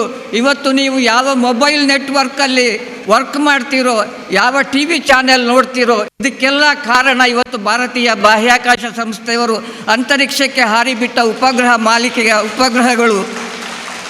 ಇಂಡಿಯನ್ ನ್ಯಾಷನಲ್ ಸ್ಯಾಟಲೈಟ್ ಅಂತ ಹೇಳ್ತೇವೆ. ಇಂಡಿಯನ್ ನ್ಯಾಷನಲ್ ಸ್ಯಾಟಲೈಟ್ ಇಮೇಜ್ ತೋರಿಸ್ತವೆ, ವೆದರ್ ರಿಪೋರ್ಟ್ಸ್ ತೋರಿಸ್ತವೆ. ಇವತ್ತು ಮಾನ್ಸೂನ್ ಕೇರಳಕ್ಕೆ ಯಾವಾಗ ಬರ್ತದೆ, ಕರ್ನಾಟಕ ಕರಾವಳಿಗೆ ಯಾವಾಗ ಬರ್ತದೆ, ಕರಾರುವಕ್ಕಾಗಿ ಮಾಹಿತಿಯನ್ನು ಒದಗಿಸಬಲ್ಲ ಉಪಗ್ರಹಗಳು ಸುಮಾರು 36,000 ಕಿಲೋಮೀಟರ್ ಎತ್ತರದಿಂದ ಭೂಪ್ರದಕ್ಷಿಣೆ ಮಾಡ್ತವೆ. ನಾನು ಹೇಳಿದೆ ಆಗಲೇ, 1988 ಮಾರ್ಚ್ 17ರಂದು ಭಾರತ ಬಾಹ್ಯಾಕಾಶಕ್ಕೆ ಉಪಗ್ರಹ ಕಳಿಸಿದಾಗ ಭಾರತ ಪ್ರಪಂಚದಲ್ಲಿ 5ನೇ ರಾಷ್ಟ್ರವಾಗಿ ದಾಖಲಾಯಿತು. ನೀವು ಕೇಳ್ಬೋದು, ಭಾರತದಂಥ ಒಂದು ಬಡ ರಾಷ್ಟ್ರ ಯಾಕೆ ಉಪಗ್ರಹಗಳಿಗೆ ಇಷ್ಟೊಂದು ಖರ್ಚು ಮಾಡ್ತದೆ ಅಂತ ಹೇಳಿ. ಯಾವುದೇ ಒಂದು ಪ್ರದೇಶದಲ್ಲಿ ಬೆಳೆ ಬೆಳಿಬೇಕಾದ್ರೆ ಅಲ್ಲಿಯ ನೀರಿನ ಬಗ್ಗೆ ನನಗೆ ಅನುಭವ ಇರಬೇಕು. ನೀರು ಎಷ್ಟು ಸಿಗ್ತದೆ, ಯಾವ ಥರದ ಮಣ್ಣು ಇದೆ, ಯಾವ ಥರದ ಕಲ್ಲು ಇದೆ. ಇವತ್ತು ಇದೆಲ್ಲ ಮಾಹಿತಿಯನ್ನು ಭಾರತೀಯ ಬಾಹ್ಯಾಕಾಶ ಸಂಸ್ಥೆಯ ಉಪಗ್ರಹಗಳು ಒದಗಿಸುತ್ತಾ ಇವೆ. ಸುಮಾರು 5 ಸೆಂಟಿಮೀಟರ್ನಷ್ಟು ಸಣ್ಣ ವಸ್ತು ನಿಮ್ಮ ಮನೆ ಮುಂದೆ ನಿಲ್ಲಿಸಿರೋದು, ರೂಫ್ ಟಾಪ್ ಇಲ್ಲದಿದ್ದಲ್ಲಿ ನಿಮ್ಮ ಮನೆ ಮುಂದೆ ನಿಲ್ಲಿಸಿರೋ ವೆಹಿಕಲ್ ಅದು ಬೈಕಾ, ಸ್ಕೂಟ್ರ್ ಅಥವಾ ಹೂಂಡೈ ಕಾರ, ಮಾರುತಿ ಕಾರ ಅಂತ ಹೇಳಿ ಡಿಫ್ರೆನ್ಷಿಯೇಟ್ ಮಾಡುವಷ್ಟು ಇವತ್ತು ಕರಾರುವಕ್ಕಾದ ಚಿತ್ರಗಳನ್ನು ಭಾರತೀಯ ಬಾಹ್ಯಾಕಾಶ ಸಂಸ್ಥೆಯ ಉಪಗ್ರಹಗಳು ನೀಡ್ತವೆ. ಇದಕ್ಕೆ ನಾವೆಲ್ಲ ಭಾರತೀಯ ಬಾಹ್ಯಾಕಾಶ ಸಂಸ್ಥೆಗೆ ಹೆಮ್ಮೆಯಿಂದ ಅವರನ್ನು ಅಭಿನಂದಿಸಬೇಕಾಗ್ತದೆ. ಯಾಕಂತ ಹೇಳಿದ್ರೆ ಯಾರೂ ಮಾಡದ ಸಾಧನೆ. ನಾವು ಬಹುಶಃ ಚಂದ್ರನ ದಕ್ಷಿಣ ಧ್ರುವದಲ್ಲಿ ಪ್ರಪ್ರಥಮ ಬಾರಿಗೆ ಒಂದು ಉಪಗ್ರಹವನ್ನು ಲ್ಯಾಂಡ್ ಮಾಡೋದಷ್ಟು ಸುಲಭ ಸಾಧ್ಯವಲ್ಲ. ನೀವು ನೋಡಿರ್ಬೋದು, ಸ್ಮೂತ್ ಲ್ಯಾಂಡಿಂಗ್ ಆಯ್ತದು. ಯಾವುದೇ ಒಂದು ತೊಂದರೆ ಇಲ್ಲದೆ ಸ್ಮೂತ್ ಲ್ಯಾಂಡಿಂಗ್ ಆಯಿತು. ಬಹುಶಃ ಇದು ಚಂದ್ರಯಾನ 3 ಪ್ರೋಗ್ರಾಮು. ಇದೇ ಥರ ಭಾರತೀಯ ಬಾಹ್ಯಾಕಾಶ ಸಂಸ್ಥೆಯವರು 100 ಉಪಗ್ರಹಗಳನ್ನು ಹಾರಿಬಿಟ್ಟಿದ್ದಾರೆ. ಇದರಿಂದ ನಮಗೆ ಪ್ರಪಂಚದಲ್ಲಿ ಬೇರೆ ಬೇರೆ ದೇಶಗಳ ಉಪಗ್ರಹಗಳನ್ನು ನಮ್ಮ ರಾಕೆಟ್ ಮುಖಾಂತರನೇ ಇವತ್ತು ಉಡಾಯಿಸಲಿಕ್ಕೆ ಸಾಧ್ಯ ಇದೆ. ಯಾಕಂತ ಹೇಳಿದರೆ ನಾವು ASLV ಡೆವಲಪ್ ಮಾಡಿದ್ದೆವು, PSLV ಡೆವಲಪ್ ಮಾಡಿದ್ದೆವು, GSLV ಡೆವಲಪ್ ಮಾಡಿದ್ದೆವು. ನಾನು ಇಲ್ಲಿರೋ ಬಹುಶಃ ಪ್ರೊಫೆಸರ್ ರಾಧಾಕೃಷ್ಣ ಹೇಳಿದರು, ಇಲ್ಲಿ ಎಲ್ಲ ಥರದ ವಿದ್ಯಾರ್ಥಿಗಳಿದ್ದೀರಿ. ನೀವು ವಿದ್ಯಾರ್ಥಿಗಳು ಇದ್ದೀರಿ, ಪೋಷಕರು, ಪಾಲಕರು ಎಲ್ಲ ಇದ್ದೀರಿ. ಬಹುಶಃ ನೀವು ಯೋಚಿಸಬೇಕು, ಮುಂದಿನ ದಿನಗಳಲ್ಲಿ ನೀವು ಇಸ್ರೋದಲ್ಲಿ ಸೈಂಟಿಸ್ಟ್ಗಳಾಗಬೇಕಾದ್ರೆ, ವಿಜ್ಞಾನಿಗಳಾಗಬೇಕಾದ್ರೆ, ತಂತ್ರಜ್ಞಾನಿಗಳಾಗಬೇಕಾದ್ರೆ ಖಂಡಿತವಾಗಿಯೂ ನೀವು ಈಗಲೇ ಒಂದು ಪ್ರಯತ್ನ ಮಾಡಬೇಕು. ನಮ್ಮಲ್ಲಿ ಮಂಗಳೂರು ವಿಶ್ವವಿದ್ಯಾನಿಲಯದಲ್ಲಿ ಸಾಗರ ಭೂವಿಜ್ಞಾನ ಅಂತ ಹೇಳಿ ಒಂದು ಕೋರ್ಸ್ ಇದೆ, ಜೊತೆಗೆ ಜಿಯೋ ಇನ್ಫಾರ್ಮ್ಯಾಟಿಕ್ಸ್ ಅಂತ ಇನ್ನೊಂದು ಕೋರ್ಸ್ ಇದೆ. ಎರಡೂ ಕೋರ್ಸಲ್ಲಿ ನಾವು ರಿಮೋಟ್ ಸೆನ್ಸಿಂಗ್ ಅಂತ ಹೇಳ್ತೇವೆ. ಒಂದು ವಸ್ತುವಿನ ಬಗ್ಗೆ ಆ ವಸ್ತುವನ್ನು ಸ್ಪರ್ಶಿಸದೆ ಮಾಹಿತಿ ಸಂಗ್ರಹಿಸುವ ಕ್ರಿಯೆಗೆ ದೂರ ಸಂವೇದನೆ ಅಂತ ಹೇಳ್ತೇವೆ. ಅಂತ ಹೇಳಿದರೆ ಉಪಗ್ರಹಗಳು ಭೂಮಿಯ ಪ್ರದಕ್ಷಿಣೆ ಮಾಡುವಾಗ ಭೂಮಿಯ ಮೇಲಿನ ವಸ್ತುಗಳನ್ನು ಸ್ಪರ್ಶಿಸದೆ ಅದರ ಬಗ್ಗೆ ಫೋಟೋ ಅಥವಾ ಇಮೇಜ್ ತೆಗೆದು ಅದರ ಬಗ್ಗೆ ಮಾಹಿತಿ ನೀಡ್ತವೆ. ಇವತ್ತು ಉಳ್ಳಾಲ ಅಥವಾ ಬೆಂಗ್ರೆ ಕೋಡಿಯಲ್ಲಿ ಎಷ್ಟು ಸಮುದ್ರ ಸವೆತ ಆಯಿತು, ಎಲ್ಲಿ ಸಮುದ್ರದ ಬೀಚ್ ಅಗಲಾಗಿದೆ, ಎಲ್ಲಿ ಕಡಿಮೆ ಆಗಿದೆ, ಎಲ್ಲಿ ಸಸ್ಯ ಸಂಪತ್ತು ನಾಶ ಆಗಿದೆ. ಉಳ್ಳಾಲದಲ್ಲಿ ಎಷ್ಟು ಜಾಗದಲ್ಲಿ ಭತ್ತ ಬೆಳೀತಾರೆ, ಸೋಮೇಶ್ವರದಲ್ಲಿ ಎಷ್ಟು ಜಾಗದಲ್ಲಿ ಭತ್ತ ಬೆಳೀತಾರೆ, ಎಲ್ಲೆಲ್ಲಿ ಬಾವಿಗಳಿವೆ, ಕೆರೆಗಳಿವೆ, ಎಷ್ಟು ನೀರಿನ ಸೋರ್ಸ್ ಇದೆ, ಇವೆಲ್ಲ ಮಾಹಿತಿಯನ್ನು ನೀವು ಫೀಲ್ಡ್ ವರ್ಕ್ ಮಾಡಿ ಮಾಹಿತಿ ಸಂಗ್ರಹಿಸೋದು ತುಂಬ ಕಷ್ಟ ಸಾಧ್ಯ ಕೆಲಸ. ಆದರೆ ನೀವು ಉಪಗ್ರಹ ತಂತ್ರಜ್ಞಾನದಲ್ಲಿ ಪರಿಣತರಾಗಿದ್ದರೆ ಖಂಡಿತವಾಗಿಯೂ ನೀವು ಸಾಕಷ್ಟು ಮಾಹಿತಿಯನ್ನು ಉಪಗ್ರಹ ಚಿತ್ರಗಳಿಂದಲೇ ಪಡೆದುಕೊಳ್ಬೋದು. ಒಂದು ಗಾದೆ ಹೇಳ್ತದೆ, ಒಂದು ಚಿತ್ರ 1000 ಪದಗಳಿಗೆ ಸಮ ಅಂಥೇಳಿ. ಅದೇ ಒಂದು ನಾವು ಉಪಗ್ರಹದ ಚಿತ್ರವನ್ನು ಕಂಪೇರ್ ಮಾಡಿದರೆ ಅವು ಭೂಮಿಯಿಂದ ತೆಗೆದ ಸಾವಿರಾರು ಚಿತ್ರಗಳಿಗೆ ಸಮ ಅಂಥೇಳಿದರೆ ಅಷ್ಟೊಂದು ಮಾಹಿತಿಯನ್ನು ಅವು ಒದಗಿಸ್ತವೆ. ಈಗ ನಾನು ಪಶ್ಚಿಮ ಘಟ್ಟಗಳಲ್ಲಿ ನಮ್ಮಲ್ಲಿ ಈಗ ಭೂಕುಸಿತ ಆಯಿತು ಒಂದು 3-4 ವರ್ಷದ ಹಿಂದೆ. ಅದೇ ಥರ ಈಗ ಸಾಕಷ್ಟು ಮಳೆ, ಈ ಸರ್ತಿ ತುಂಬ ಮಳೆ ಕಡಿಮೆ ಆಗಿದೆ. ಮಳೆ ಕಡಿಮೆ ಆದ ಸಮಯದಲ್ಲಿ ಯಾಕೆ ಈ ಮಳೆ ಕಡಿಮೆ ಆಯಿತು ಅಂತ ಹೇಳಿ ಅದನ್ನು ಅಧ್ಯಯನ ಮಾಡಲಿಕ್ಕೆ ಪೆಸಿಫಿಕ್ ಮಹಾಸಾಗರದಲ್ಲಿ ಏನೇನು ಘಟಿಸ್ತವೆ, ಅಲ್ಲಿಯ ಮೇಲ್ಮೈ ನೀರಿನ ಮೇಲ್ಮೈ ಟೆಂಪರೇಚರ್ನಲ್ಲಿಯ ವೇರಿಯೇಷನ್ಸಿಂದಾಗಿ ಮಾನ್ಸೂನ್ನಲ್ಲೂ ವೇರಿಯೇಷನ್ ಆಯಿತು. ಇದನ್ನೊಂದು ಜಾಗತಿಕ ಮಟ್ಟದಲ್ಲಿ ಅಧ್ಯಯನ ಮಾಡಲಿಕ್ಕೆ ಇವತ್ತು ಉಪಗ್ರಹ ತಂತ್ರಜ್ಞಾನವನ್ನು ನಾವು ಬಳಸ್ತೇವೆ. ಅಂದರೆ ಭೂನಿಶ್ಚಿತ ಮತ್ತು ಸೂರ್ಯನಿಶ್ಚಿತ ಉಪಗ್ರಹಗಳಿವೆ. ಭೂನಿಶ್ಚಿತ ಉಪಗ್ರಹಗಳು ಸುಮಾರು 700-900 ಕಿಲೋಮೀಟರ್ ಎತ್ತರದಿಂದ ಭೂಮಿಗೆ ಪ್ರದಕ್ಷಿಣೆ ಹಾಕ್ತವೆ. ಅಂತ ಹೇಳಿದರೆ ಒಂದು ಉಪಗ್ರಹ ಇವತ್ತು ಮಂಗಳೂರು ಕೋಸ್ಟ್ ಮೇಲೆ, ಮಂಗಳೂರಿನ ಪ್ರದೇಶದ ಮೇಲೆ ಹಾದು ಹೋದರೆ ಅದೇ ಉಪಗ್ರಹ 16ನೇ ದಿನ ಮತ್ತೆ ಮಂಗಳೂರು ಪ್ರದೇಶದ ಮೇಲೆ ಹಾದು ಹೋಗ್ತದೆ. 32ನೇ ದಿನ, 48ನೇ ದಿನ, 64ನೇ ದಿನ, 80ನೇ ದಿನ. ಅಂದರೆ ಒಂದು ವರ್ಷಕ್ಕೆ ಸುಮಾರು 15-20 ಬಾರಿ ಮೋಜಣಿ ಮಾಡ್ತವೆ ಒಂದೇ ಪ್ರದೇಶದ ಮೇಲೆ. ನೀವು ಕೇಳ್ಬೋದು ಯಾಕೆ ಈ ಥರದ ಮೋಜಣಿ ಮಾಡಬೇಕು ಅಂಥೇಳಿ. ಅಂತ ಹೇಳಿದರೆ 25 ವರ್ಷಗಳ ಹಿಂದೆ ನೇತ್ರಾವತಿ ಗುರುಪುರ ಅಳಿವೆ ಹೇಗಿತ್ತು, 15 ವರ್ಷದ ಹಿಂದೆ ಹೇಗಿತ್ತು. ಬಹುಶಃ ಇಲ್ಲಿ ಕೆಲವರು ಹಿರಿಯರಿದ್ದಾರೆ, ಸರ್ಗೆಲ್ಲ ಗೊತ್ತಿರ್ಬೋದು. ಸುಮಾರು 100 ವರ್ಷಗಳ ಹಿಂದೆ ಮಂಗಳೂರು ಮತ್ತು ಕಾಸರಗೋಡು ಕಡೆಯ ಒಂದೇ ಒಂದು ರೈಲ್ವೆ ಲೈನ್ ಇತ್ತು, ರೋಡ್ ಬ್ರಿಡ್ಜ್ ಇರಲೇ ಇಲ್ಲ. ಆವಾಗ ನೀವು 100 ವರ್ಷದ ಹಿಂದಿನ ಬ್ರಿಟಿಷ್ ಪೀರಿಯಡ್ ಮ್ಯಾಪ್ ತೆಗೆದು ನೋಡಿದರೆ ಉಳ್ಳಾಲದ ಹತ್ರ ಒಂದು ರೈಲ್ವೆ ಬ್ರಿಡ್ಜ್ ಇತ್ತು, ಅಲ್ಲಿ ಫೆರಿ ಇತ್ತು ಕ್ರಾಸ್ ಮಾಡಲಿಕ್ಕೆ, ಯಾವುದೇ ರಸ್ತೆ ಬ್ರಿಡ್ಜ್ ಇರಲಿಲ್ಲ. ಆಡಮ್ ಕುದ್ರು ಅಂತ ಹೇಳೋ ಅದೊಂದು ದ್ವೀಪ ಆಗಿತ್ತು, ಅದನ್ನು ಮತ್ತೆ ಮೇಯ್ನ್ ಲ್ಯಾಂಡಿಗೆ ಕನೆಕ್ಟ್ ಮಾಡಿ ರಸ್ತೆ ಸಂಪರ್ಕ ಮಾಡಿದರು. ಹೀಗೆ ಪ್ರಪಂಚದಲ್ಲಿ ಕಾಡಿನಲ್ಲಿ ಅಥವಾ ಭೂಮಿಯ ಮೇಲಾಗುವ ಬದಲಾವಣೆಗಳು, ನೈಸರ್ಗಿಕ ಪ್ರಕೋಪಗಳು ಎಲ್ಲೆಲ್ಲಿ ಆಗ್ತವೆ, ಅದರಿಂದ ಏನು ಅನಾಹುತ ಆಗ್ತದೆ ಅಂತ ಹೇಳೋದನ್ನು ನಾನು ಉಪಗ್ರಹ ಚಿತ್ರಗಳನ್ನು ಅಧ್ಯಯನ ಮಾಡಿ ಭೂಮಿಯ ಬೇರೆ ಬೇರೆ ಚಿತ್ರಗಳನ್ನು ಅಧ್ಯಯನ ಮಾಡಲಿಕ್ಕೆ ಸಾಕಷ್ಟು ಸಾಮರ್ಥ್ಯ ಇದೆ. ನಾನಾಗಲೇ ಹೇಳಿದೆ, ಇಂಡಿಯನ್ ನ್ಯಾಷನಲ್ ಸ್ಯಾಟಲೈಟ್ ಮತ್ತು ಇಂಡಿಯನ್ ರಿಮೋಟ್ ಸೆನ್ಸಿಂಗ್ ಸ್ಯಾಟಲೈಟ್ ಅಂತ ಹೇಳಿ ಭಾರತೀಯ ಬಾಹ್ಯಾಕಾಶ ಸಂಸ್ಥೆಯವರು ಅಂತರಿಕ್ಷಕ್ಕೆ ಹಾರಿಬಿಟ್ಟ ಸಾಕಷ್ಟು ಉಪಗ್ರಹಗಳು ನಮ್ಮಲ್ಲಿ ದೊರೀತಾ ಇವೆ. ಈ ತಂತ್ರಜ್ಞಾನವನ್ನು ಬಳಸಿಕೊಳ್ಳಿ. ಬಹುಶಃ ನಿಮ್ಮಲ್ಲಿ ಸಾಕಷ್ಟು ಜನಕ್ಕೆ ಮುಂದಿನ ದಿನಗಳಲ್ಲಿ ಇಸ್ರೋದಲ್ಲಿ ವಿಜ್ಞಾನಿಗಳಾಗುವ, ತಂತ್ರಜ್ಞಾನರಾಗುವ ಅವಕಾಶ ಖಂಡಿತ ಉಂಟು. ಇದನ್ನು ಸಮರ್ಪಕವಾಗಿ ಬಳಸಿಕೊಳ್ಳಿ. ಹಾಗೆ ಚಂದ್ರಯಾನ ಮಾಡಿದರು ಅಂತ ನಾನು ಹೇಳಿದೆ. ಚಂದ್ರಯಾನ 3 ಸಕ್ಸಸ್ಫುಲ್ ಆಗಿ ಇದು ಮಾಡಿದ್ದಾರೆ. ನಿಮಗೆ ಗೊತ್ತಿರಬೇಕು, ಚಂದ್ರಯಾನ 3 ಚಂದ್ರಯಾನ 1 2008ರಲ್ಲಿ ಇದು ಮಾಡಿದರು, ಚಂದ್ರಯಾನ 2 2019ರಲ್ಲಿ, ಮತ್ತು ಚಂದ್ರಯಾನ 3 2023ರಲ್ಲಿ. ಇವತ್ತು ನಾವು ಯಾವುದೇ ಒಂದು ಪ್ರಪಂಚದ ರಾಷ್ಟ್ರಕ್ಕೆ ಚಾಲೆಂಜ್ ಮಾಡುವ ರೀತಿಯಲ್ಲಿ ಸ್ಪೇಸ್ ಟೆಕ್ನಾಲಜಿಯಲ್ಲಿ ಅಭಿವೃದ್ಧಿ ಪಡೆದಿದ್ದೇವೆ. ಇದರಿಂದ ನಾವು ಸಾವಿರಾರು ಉಪಗ್ರಹಗಳನ್ನು, ಬೇರೆ ಬೇರೆ ದೇಶದ ಉಪಗ್ರಹಗಳನ್ನು ಅಂತರಿಕ್ಷಕ್ಕೆ ಹಾರಿ ಬಿಡಬಹುದು. ಅದರ ಜೊತೆಗೆ ಸಾಕಷ್ಟು ನಮಗೆ ವಿದೇಶಿ ವಿನಿಮಯದಿಂದ ಲಾಭ ಸಿಗ್ತದೆ, ಸಾಕಷ್ಟು ಹಣ ಸಂಪಾದಿಸಬಹುದು. ಹಾಗಾಗಿ ಇವತ್ತು ಇಂಡಿಯನ್ ಸ್ಪೇಸ್ ರಿಸರ್ಚ್ ಆರ್ಗನೈಸೇಷನ್ನವರು ಏನೇನು ಕೆಲಸ ಮಾಡ್ತಾ ಇದ್ದಾರೋ ಅದರಿಂದ ಸಾಕಷ್ಟು ಲಾಭ ಇದೆ. ಮೋಡ ಹೇಳಿದೆ, ಯಾವ ಥರದ ಮೋಡ ಯಾವ ದಿಕ್ಕಿನಿಂದ ಬರ್ತಾ ಇದೆ, ಎಲ್ಲಿ ಸೈಕ್ಲೋನ್ ಬರ್ತಾ ಇದೆ. ಬಹುಶಃ ಮುಂಚಿನ ದಿನಗಳಲ್ಲಿ ಸುಮಾರು ಒಂದು 50, 60, 80 ವರ್ಷಗಳ ಹಿಂದೆ ಸೈಕ್ಲೋನ್ ಬಂದಾಗ ಸುಮಾರು 50,000 ಒರಿಸ್ಸಾ ಕೋಸ್ಟಲ್ಲಿ, ಆಂಧ್ರ ಕೋಸ್ಟಲ್ಲಿ ಸುಮಾರು 50,000 ಜನ ಸತ್ತರು, 60,000 ಜನ ಸ್ಥಳಾಂತರ ಮಾಡಿದರು ಅಂತೆಲ್ಲ ಬರ್ತಾಯಿತ್ತು. ಬಟ್ ಈಗ ಯಾವಾಗ ಚಂಡಮಾರುತ ಬರುತ್ತದೆ ಅಂತ ಹೇಳುವುದನ್ನು ಮುಂಚೆಯೇ ಪ್ರೆಡಿಕ್ಟ್ ಮಾಡಿ ಅಷ್ಟು ಜನಗಳನ್ನು ಅಲ್ಲಿಂದ ಸ್ಥಳಾಂತರ ಮಾಡುವ ಸಾಮರ್ಥ್ಯ ಇವತ್ತು ಭಾರತೀಯ ಬಾಹ್ಯಾಕಾಶ ಸಂಸ್ಥೆಯ ಉಪಗ್ರಹಗಳು ಕೊಡ್ತಾ ಇವೆ. ನಾನು ಹೇಳಿದೆ, ಒಂದು ಸಣ್ಣ ವಸ್ತುವನ್ನು 30 ಸೆಂಟಿಮೀಟರ್ನಷ್ಟು ಸಣ್ಣ ವಸ್ತುವನ್ನು ಗುರುತಿಸಬಲ್ಲ ಸಾಮರ್ಥ್ಯ ಇವತ್ತು ಉಪಗ್ರಹಗಳಿಗಿದೆ. ಇದರಿಂದ ಯಾವ ಪ್ರದೇಶದಲ್ಲಿ ಯಾವ ಬೆಳೆ ಬೆಳಿಬೇಕು, ಎಷ್ಟು ನೀರು ಸಿಗ್ತದೆ, ಕಾಡಿನ ಪ್ರದೇಶ ಎಲ್ಲಿ, ಸಮುದ್ರ ಸವೆತ ಎಲ್ಲಿ ಆಗ್ತಾ ಇದೆ, ಯಾವ ಥರದ ಕೋಸ್ಟಲ್ ಸ್ಟ್ರಕ್ಚರ್ಸ್ ಕನ್ಸ್ಟ್ರಕ್ಟ್ ಮಾಡಬೇಕು, ಸೀವಾಲ್ ಎಲ್ಲಿ ಕಟ್ಟಬೇಕು, ಈ ಥರದ್ದೆಲ್ಲ ಮಾಹಿತಿಯನ್ನು ನಿಮಗೆ ಬಹುಶಃ ಕರಾರುವಕ್ಕಾಗಿ ಕೊಡುವಂಥದ್ದು.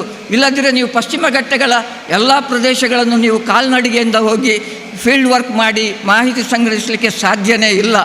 ಅದರ ಬದಲು ಉಪಗ್ರಹ ಚಿತ್ರಗಳಲ್ಲಿ ನೀವು ಎಕ್ಸ್ಪರ್ಟ್ ಆಗಿದ್ದರೆ ಅದರಿಂದ ಮಾಹಿತಿ ಸಂಗ್ರಹಿಸಿ ನೀವು ತುಂಬ ಕೆಲಸ ಮಾಡ್ಬೋದು. ಬಹುಶಃ ಇಸ್ರೋ ವಿಜ್ಞಾನಿಗಳನ್ನು ಸಾಕಷ್ಟು ಜನ ಅಭಿನಂದಿಸಿದರು ಚಂದ್ರಯಾನ 3 ಸಕ್ಸಸ್ ಆದಾಗ. ನಾನು ಇನ್ನು ಜಾಸ್ತಿ ಮಾತಾಡಲಿಕ್ಕೆ ಇಷ್ಟಪಡೋದಿಲ್ಲ. ಬಹುಶಃ ಭಾರತೀಯ ಬಾಹ್ಯಾಕಾಶ ಸಂಸ್ಥೆಯ ವಿಜ್ಞಾನಿಗಳಿಗೆ ನಮ್ಮ ಶಾರದೋತ್ಸವ ಸಮಿತಿಯ ಪರವಾಗಿ ಇಷ್ಟೊಂದು ವಿಜೃಂಭಣೆಯಿಂದ ನೀವು ಈ ಕಾರ್ಯಕ್ರಮ ಮಾಡ್ತಾ ಇದ್ದೀರಿ. ಅವರನ್ನು ಮತ್ತೊಮ್ಮೆ ಅಭಿನಂದಿಸೋಣ.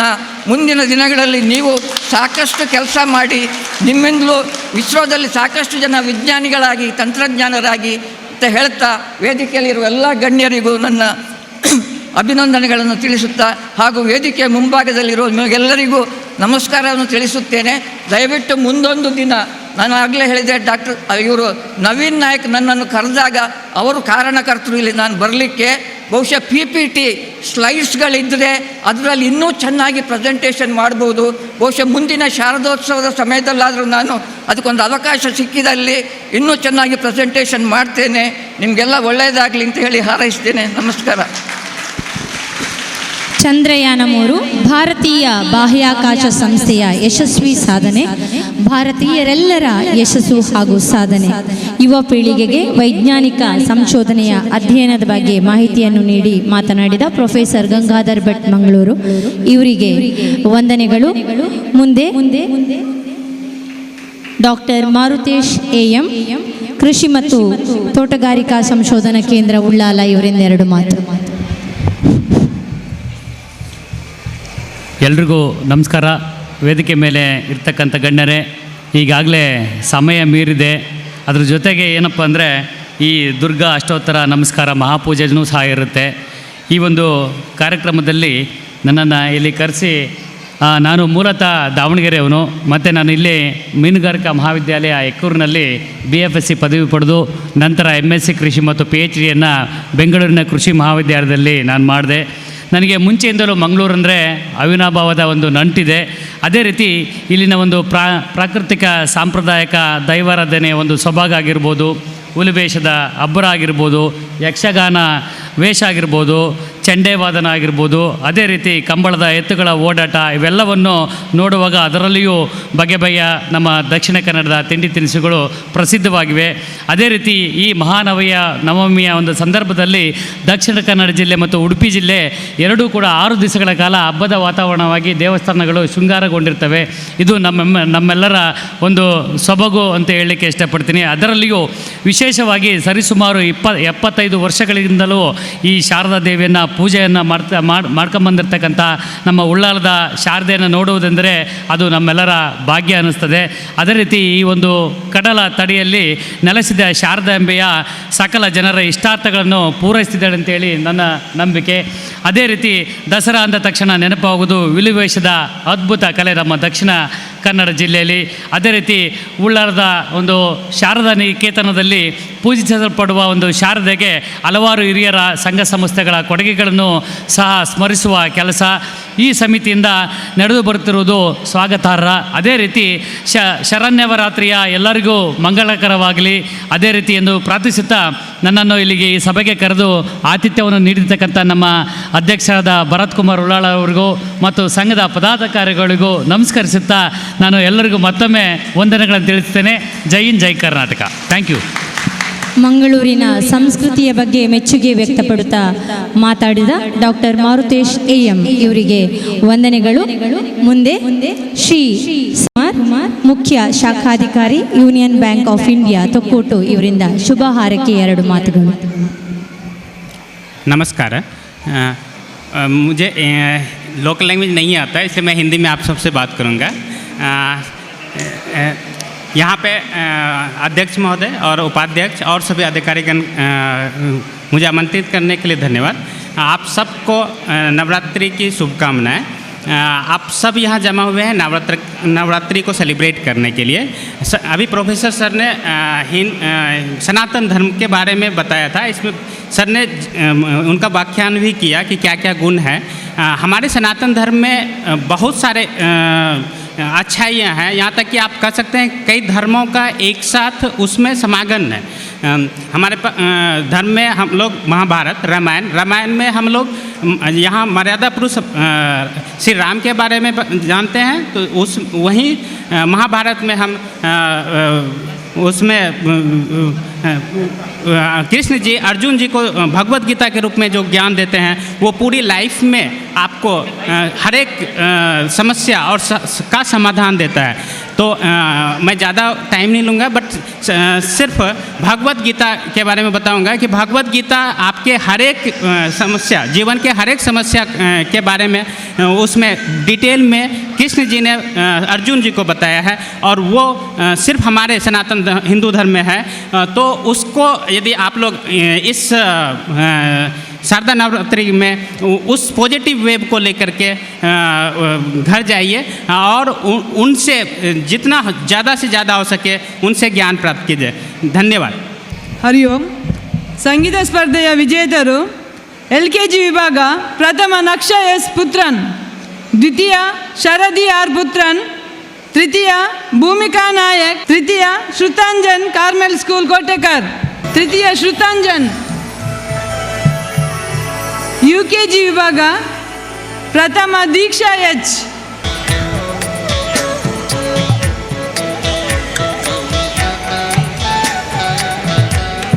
UKG ವಿಭಾಗ ಪ್ರಥಮ ದೀಕ್ಷಾ ಎಚ್, द्वितीय तृतीय लक्ष्य एच उलिया, प्रथम आद्या PK, तृतीय द्वितीय शकुंतला भक्त, तृतीय गीता विजय,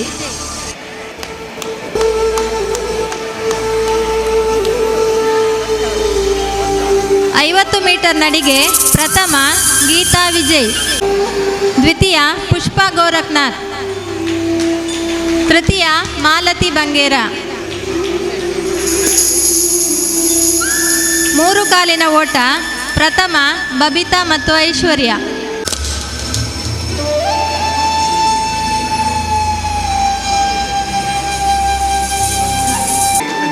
ಒಂಟಿ ಕಾಲಿನ ಓಟ ಪ್ರಥಮ ರೇಷ್ಮಾ ಜಗದೀಶ್, ದ್ವಿತೀಯ ಶ್ರೀದೇವಿ ಗಿರೀಶ್, ತೃತೀಯ ರೇವತಿ ಕೇಶವ. 26ನೇ ವರ್ಷದ ಈ ಸಭಾ ಕಾರ್ಯಕ್ರಮದಲ್ಲಿ ಆಸೀನರಾಗಿರುವ ಎಲ್ಲ ಹಿರಿಯರೇ ಕಿರಿಯರೇ, ಶಾರದೋತ್ಸವವು 75 ವರ್ಷದಲ್ಲಿ ಹೋದ ಸಲ ಅಮೃತ ಮಹೋತ್ಸವವನ್ನು ಆಚರಿಸಿ ಈಗ 76ನೇ ವರ್ಷಕ್ಕೆ ನಾವು ಪಾದಾರ್ಪಣೆ ಮಾಡಿದ್ದೇವೆ. ನಿನ್ನೆ ಬೆಳಗ್ಗೆ ಶ್ರೀ ಶಾರದಾ ಮಾತೆಯ ಪ್ರತಿಷ್ಠೆ ನಡೆದಿದೆ. ಈ ಎಲ್ಲ ಕಾರ್ಯಕ್ರಮರಿಗೆ ಎಲ್ಲರೂ ಸಹಕಾರವನ್ನು ನೀಡುತ್ತಾ 24 ತಾರೀಕಿಗೆ ಮಾಡುವಂಥ ಎಲ್ಲ ಕಾರ್ಯಕ್ರಮದಲ್ಲಿ ತಾವೆಲ್ಲ ಭಾಗವಹಿಸಬೇಕಂತ ಹೇಳುತ್ತಾ ನಮ್ಮ ಅಧ್ಯಕ್ಷ ಭಾಷಣವನ್ನು ಮುಗಿಸ್ತೇನೆ. ಜೈ ಹಿಂದ್. ಆತ್ಮೀಯ ಬಂಧುಗಳೇ, ಇವತ್ತಿನ ಈ ಸಭಾ ಕಾರ್ಯಕ್ರಮದ ಅಧ್ಯಕ್ಷತೆ ವಹಿಸಿದಂಥ ನಮ್ಮ ಉತ್ಸವ ಸಮಿತಿ ಅಧ್ಯಕ್ಷರಾದ ಶ್ರೀ ಭರತ್ ಕುಮಾರ್ ಸಹಿತವಾಗಿ ಉಳಿದಂಥ ಎಲ್ಲ ಅತಿಥಿಗಳಿಗೂ ಒಂದೇ ಮಾತಿನಿಂದ ಧನ್ಯವಾದಗಳನ್ನು ಸಲ್ಲಿಸ್ತಾ ಇದ್ದೇನೆ. ಅದೇ ರೀತಿ ದತ್ತಿ ಪ್ರಶಸ್ತಿ ಗೌರವವನ್ನು ಸ್ವೀಕರಿಸಿದಂತಹ ಭಗತ್ ಸಿಂಗ್ ಸೇವಾ ಪ್ರತಿಷ್ಠಾನ ಇದರ ಅಧ್ಯಕ್ಷರು ಮತ್ತು ಸದಸ್ಯರಿಗೆ ಕೂಡ ಹೃತ್ಪೂರ್ವಕವಾದಂತಹ ಕೃತಜ್ಞತೆಗಳನ್ನು ಸಲ್ಲಿಸುವ ಮೂಲಕ ಈ ಒಂದು ಸಭಾ ಕಾರ್ಯಕ್ರಮವನ್ನು ಇಲ್ಲಿಗೆ ಮುಕ್ತಾಯಗೊಳಿಸ್ತಾ ಇದ್ದೇವೆ. ಲಕ್ಷ್ಮೀ ನಮಃ. ಓಂ ಲಜ್ಜಾಯೇ ನಮಃ. ಓಂ ಮಹಾವಿದ್ಯಾಯೇ ನಮಃ. ಓಂ ಶ್ರದ್ಧಾಯೇ ನಮಃ. ಓಂ ಧ್ರುವಾಯೇ ನಮಃ. ಓಂ ಮಹಾರಾತ್ರೇ ನಮಃ. ॐ महामायायै नमः ॐ मेधायै नमः ॐ मात्रे नमः ॐ सरस्वत्यै नमः ॐ शिवायै नमः ॐ शशिधरायै नमः ॐ शान्तायै नमः ॐ शाम्भव्यै नमः ॐ भूतिदायिन्ये नमः ॐ तामस्यै नमः ॐ नियतायै नमः ॐ नार्यै नमः ॐ काళ్यै नमः ॐ नारायण्यै नमः ॐ कलायै नमः ॐ ब्राह्म्यै नमः ॐ वीणाधरायै नमः छायायै नमः ॐ चार्वक्यै नमः ॐ चन्दनप्रियायै नमः